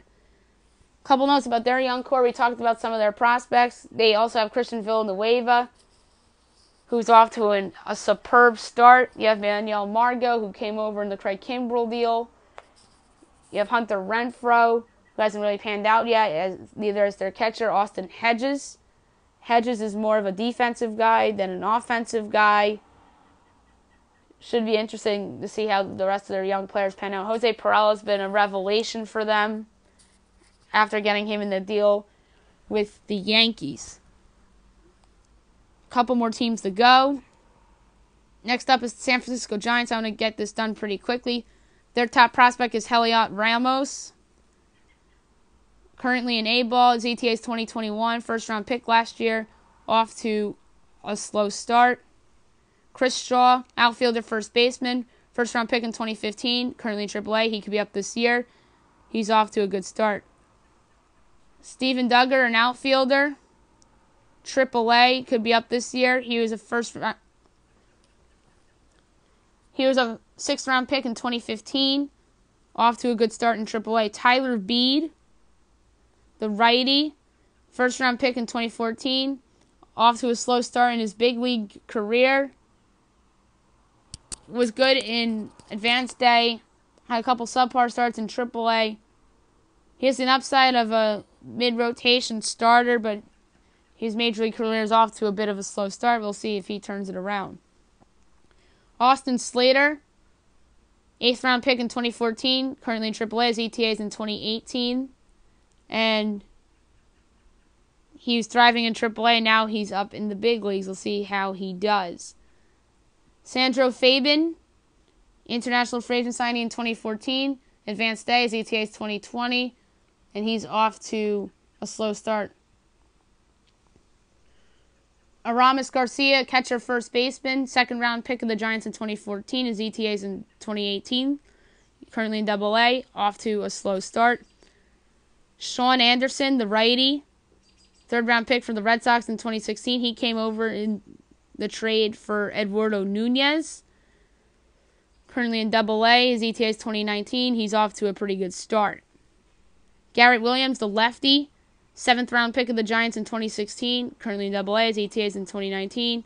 Off to a mediocre start. Andrew Suarez is currently up in the big leagues. Has shown some promise. He was a 2nd round pick of the Giants in 2015. That's their top 10 prospect list. A lot of their core is aging. I think there's a chance they're a seller at the trade deadline this year to try to get younger. We talked about some of their young guys that are already up. Ty Block has been a little inconsistent so far in his big league career. See if he turns it around. Mac Williamson has been a revelation for the Giants so far this year. So they're an interesting team to watch come trade deadline time. Seattle Mariners are next. Their top prospects, Kyle Lewis, an outfielder, first-round pick in 2016. His ETA is 2019, currently on the disabled list. He hasn't played yet this season. Evan White, first-round pick from last year, currently in advanced day. His ETA is in 2020. He's off to a pretty good start. Sam Carlson, the righty, second-round pick last year, ETA 2021, currently in rookie ball, has not pitched yet this year. Julio Rodriguez, outfielder, international free agent signee last year. His ETA is 2022, and he hasn't played yet this year. Braden Bishop, third-round pick in 2015, currently an outfielder in Double-A. ETA is this year. Off to a good start in Double-A. Should be up this year. Joe Rizzo, third baseman, second-round pick in 2016, currently advanced A. She could be up in 2020. Off to a pretty good start. Max Povsey, a righty, third-round pick of the Braves. He came over in a trade in exchange for Alex Jackson. He's currently in AAA, could be up this year, but he's off to a slow start. Art Warren, a righty, 23rd round pick in 2015. Currently on the disabled list, but could be up this year. Off to a great start in Double-A. Matthew Festa, a 7th round pick in 2016. Currently in Double-A, could be up this year. Off to a solid start. And last but not least, Wyatt Mills, a righty, 3rd round pick in 2017. Currently in advanced A, could be up next year. And he's off to an excellent start. Their young core is interesting. Mitch Haniger is a great young player. Kyle Seager's been a good player for the Mariners for a long time now. Dan Vogelbach came over in that trade for Mike Montgomery a few years ago. He's been platooning with Ryan Healy, who came over in a deal from the Athletics. So they made their team a little interesting. They traded away some of their young players throughout the years. James Paxton stands out. He's the ace of that staff now. Felix Hernandez is getting old in age, and Paxton's finally living up to expectations. 5 more teams to go. Next up's the St. Louis Cardinals. Their top prospect's Alex Reyes. He's working his way back from injury. He has not played yet this season. He was an international free agent signing in 2012. I think he's going to have an impact for the Cardinals this year. Jack Flaherty currently is on the Cardinals roster. He's made a couple starts. First round pick in 2014. Off to a bit of a mediocre Major League Baseball start, but I think he's going to be a stud. Carson Kelly, 2nd round pick in 2012. Could be up by this year, currently in AAA. He's looked at as the catcher of the future for the Cardinals, but off to a slow start in AAA. Tyler O'Neill's currently on the big league squad, and he was the 3rd round pick of the Mariners in 2013. He came over in the trade for Mike Leake. Off to a slow start in the majors, but was raking in AAA. Harrison Bader, 3rd round pick of the Cardinals in 2015. Currently on the Cardinals. Off to a bit of a mediocre start. Dakota Hudson, 1st round pick of the Cardinals in 2016. Could be up this year. Off to a good start in AAA. Jordan Hicks was a supplemental pick of the Cardinals in 2015. He's currently on the Cardinals and off to a great start out of the bullpen.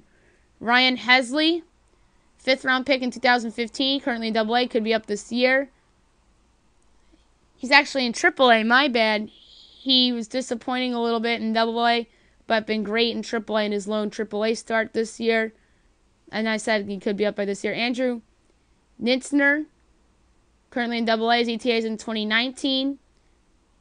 He's off to a tremendous start. Maybe he is the long-term answer to replace Yadier Molina long-term. Last but not least, their 10th ranked prospect, Max Schrock, currently in AAA, could be up this year. Off to a really good start in Memphis. Their young core is interesting. I talked about Harrison Bader. They trade away a couple young outfielders in Randall Grichuk and Steven Piscotty. Tommy Pham is their leadoff hitter. He's off to a good start. Matt Carpenter's over 30 now. That's hard to believe. Jose Martinez has been a revelation for them. Paul Vahong was a Rookie of the Year finalist last year. And their young pitching staff, led by Carlos Martinez, is a unit opposing hitters don't want to see for a long time. 4 more to go. Next up is the Tampa Bay Rays. Their best prospect is Brent Honeywell. He was a competitive balance round pick in 2014. He won't pitch this season. His ETA is 2019. He got Tommy John surgery. Willie Adames, international free agent signing by the Tigers. He came over in the David Price deal in 2014. He's currently in AAA. He could be up this year, and he's off to a tremendous start. Brendan McKay is the two-way player, their first-round pick from a year ago. He could be up next year. And he's in single A, off to a good start at the plate. Jesus Sanchez, international free agent signing in 2015, currently in advanced A. He could be up next year, off to a tremendous start. Jake Bowers, an outfielder / first baseman, currently in AAA, could be up next year. He was a 7th-round pick by the Padres, was traded over to Tampa Bay in the Will Myers deal. Off to a mediocre start in AAA, though. Christian Arroyo, middle infielder. Christian Arroyo, infielder, currently in AAA. He's shown flashes with the Giants. He was a first-round pick of the Giants in 2013. He was traded over in the Evan Longoria deal. Going to be up at some point this season, but he's off to a slow start in AAA. Lucius Fox, a shortstop, international free agent signing in 2015 by San Francisco. He came over in the Matt Moore deal in 2016, off to a great start in advanced A. Wander Franco is a shortstop, international free agent signing by the Rays last year. Hasn't played yet this year. His ETA is in 2022. Garrett Whitley, first-round pick in 2015, currently on the disabled list. His ETA is 2019. He hasn't played yet this season. Justin Williams, an outfielder, second-round pick by the Diamondbacks in 2013. He came over in the trade for Jeremy Hellickson. He's currently in AAA, could be up this year. Off to a bit of a slow start. Most of their young players are in the minors that I would consider part of their young core. Kevin Kiermaier is currently on the disabled list. Daniel Robertson is somebody that the Rays got a lot out of this year. That team's mostly mixed of veterans. A lot of their young guys are in their rotation. Blake Snell's off to a good start this season after he was highly touted as a prospect a few years ago. Next up is the Texas Rangers. Their top prospect is Leody Taveras. He's an outfielder. International free agent signee in 2015, currently in advanced A. He's going to be up by 2020. He's considered untouchable, but he's off to a mediocre start. Willie Calhoun, first-round pick of the Dodgers in 2015. He came over in the trade for Yu Darvish. He's currently in AAA. He could be up this year. Off to a bit of a slow start. Julio Pablo Martinez, an outfielder, international free agent signing this year by the Rangers. He's going to start in rookie ball. His ETA is in 2020. Hans Kraus, a pitcher, second-round pick last year. He's going to start in rookie ball. His ETA is in 2021. Cole Reagan's a lefty, first-round pick from the Rangers last year. First-round pick of the Rangers in 2017. Hasn't started yet. He'll start in short A. His ETA is in 2020. Bubba Thompson, first-round pick last year of the Rangers. Going to start in rookie ball. His ETA is in 2021. Yohander Mendez, a lefty. International free agent signing in 2011. He is 23 years old. He's in AAA. He's going to be up by this year, but he's off to a slow start. Ronald Guzman's currently on the Rangers right now, having an impact. He was an international free agent signee with the Rangers in 2011, but he's off to a slow start in the bigs, although he's had a little bit of an impact. Kyle Cody, a righty. Sixth-round pick by the Rangers in 2016. Currently on the disabled list, but his ETA is in 2019. Pedro Gonzalez, an outfielder. 2014 international free agent signee by the Rockies. He came over in the deal for Jonathan Lucroy. Currently in A-ball, his ETA is 2021, but he's off to a slow start. Jurickson Profar is interesting. He was a highly touted prospect for a long time, but it hasn't really worked out for them, although he's off to a pretty good start this year. Rognan Odor had a breakout year a couple years ago, has fallen off a little bit since then. Elvis Andrus is getting a little bit older. Joey Gallo's every bit the prospect they thought he was going to be, which is that power guy with a lot of strikeouts. Next up, we have 2 more to go. The Toronto Blue Jays. Their top prospect is Vladimir Guerrero Jr. He's going to be up in the big leagues this year, in all likelihood, but his ETA is 2019. International free agent signing in 2015. Off to a tremendous start in Double-A. Bo Bichette is a middle infielder. Second-round pick in 2016. His ETA is next year. Off to a tremendous start in Double-A. Anthony Alford, third-round pick in 2012. It's taken him a little bit longer than projected originally. Injuries have held him back a little bit. Currently in AAA, off to a slow start. Nate Pearson, a righty. Their first-round pick from last year. His ETA is in 2020. Has not pitched yet this season. Logan Warmith's a shortstop. First-round pick from last year, currently in Advanced A. Could be up in 2020. He's off to a slow start. Danny Jansen, a catcher. 16th round pick in 2013, currently in AAA. Could be up this year, hitting .280 in the minors. Eric Pardino, international free agent signee last year.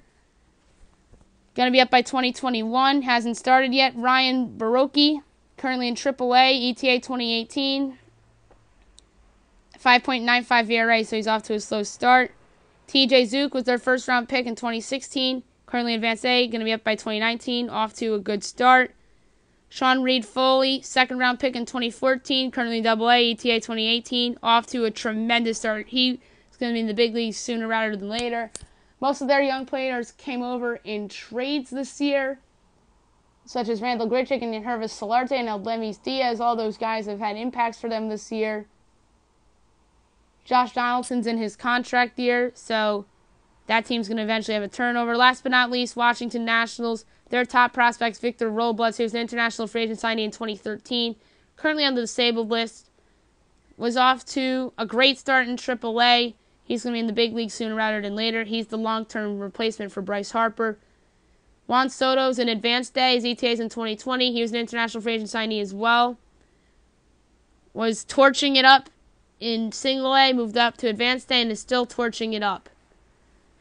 Carter Kieboom, a shortstop, their first-round pick in 2016, Advanced A, ETA 2020, off to a slow start. Eric Feed, the righty, first-round pick in 2014, currently in AAA, off to a solid start. Seth Romero was their first-round pick in 2017, currently in Short A, hasn't played yet because of off-field issues. Luis Garcia, middle infielder, international free agent signing in 2016. Currently in Single A, going to be up by 2021. Off to a slow start. Another infielder, Yasel Antuna. International free agent signing in 2016. Currently in Single A, going to be up by 2021. Off to a slow start. Will Crow, a righty. Second round pick last year. Currently in Advanced A, could be up by 2020, and he's off to a solid start. Daniel Johnson, an outfielder, 5th round pick, 2016, currently in Double-A, could be up by next year. Off to a slow start. Last but not least, in terms of prospects, Kelvin Gutierrez, third baseman, currently in Double-A, could be up by 2019. International free agent signee in 2013, off to a slow start. Bryce Harper's in his contract year. I expect him to have a monster season. He's already in double digits for home runs. Anthony Rendon's on the disabled list. Trey Turner came over in that trade a couple years ago and has been tremendous for them. You also have Anthony Rendon and Adam Eaton, who came over in the trade from the White Sox. Steven Strasburg's a stud. They signed him long-term. They've had a couple misses, though, with prospects that they eventually traded away. But they have more coming in the minors, especially with Robles. All right, that's it for today's very, very, very, very long podcast. I'll be back tomorrow recapping everything. I hope you guys have a great day, everybody.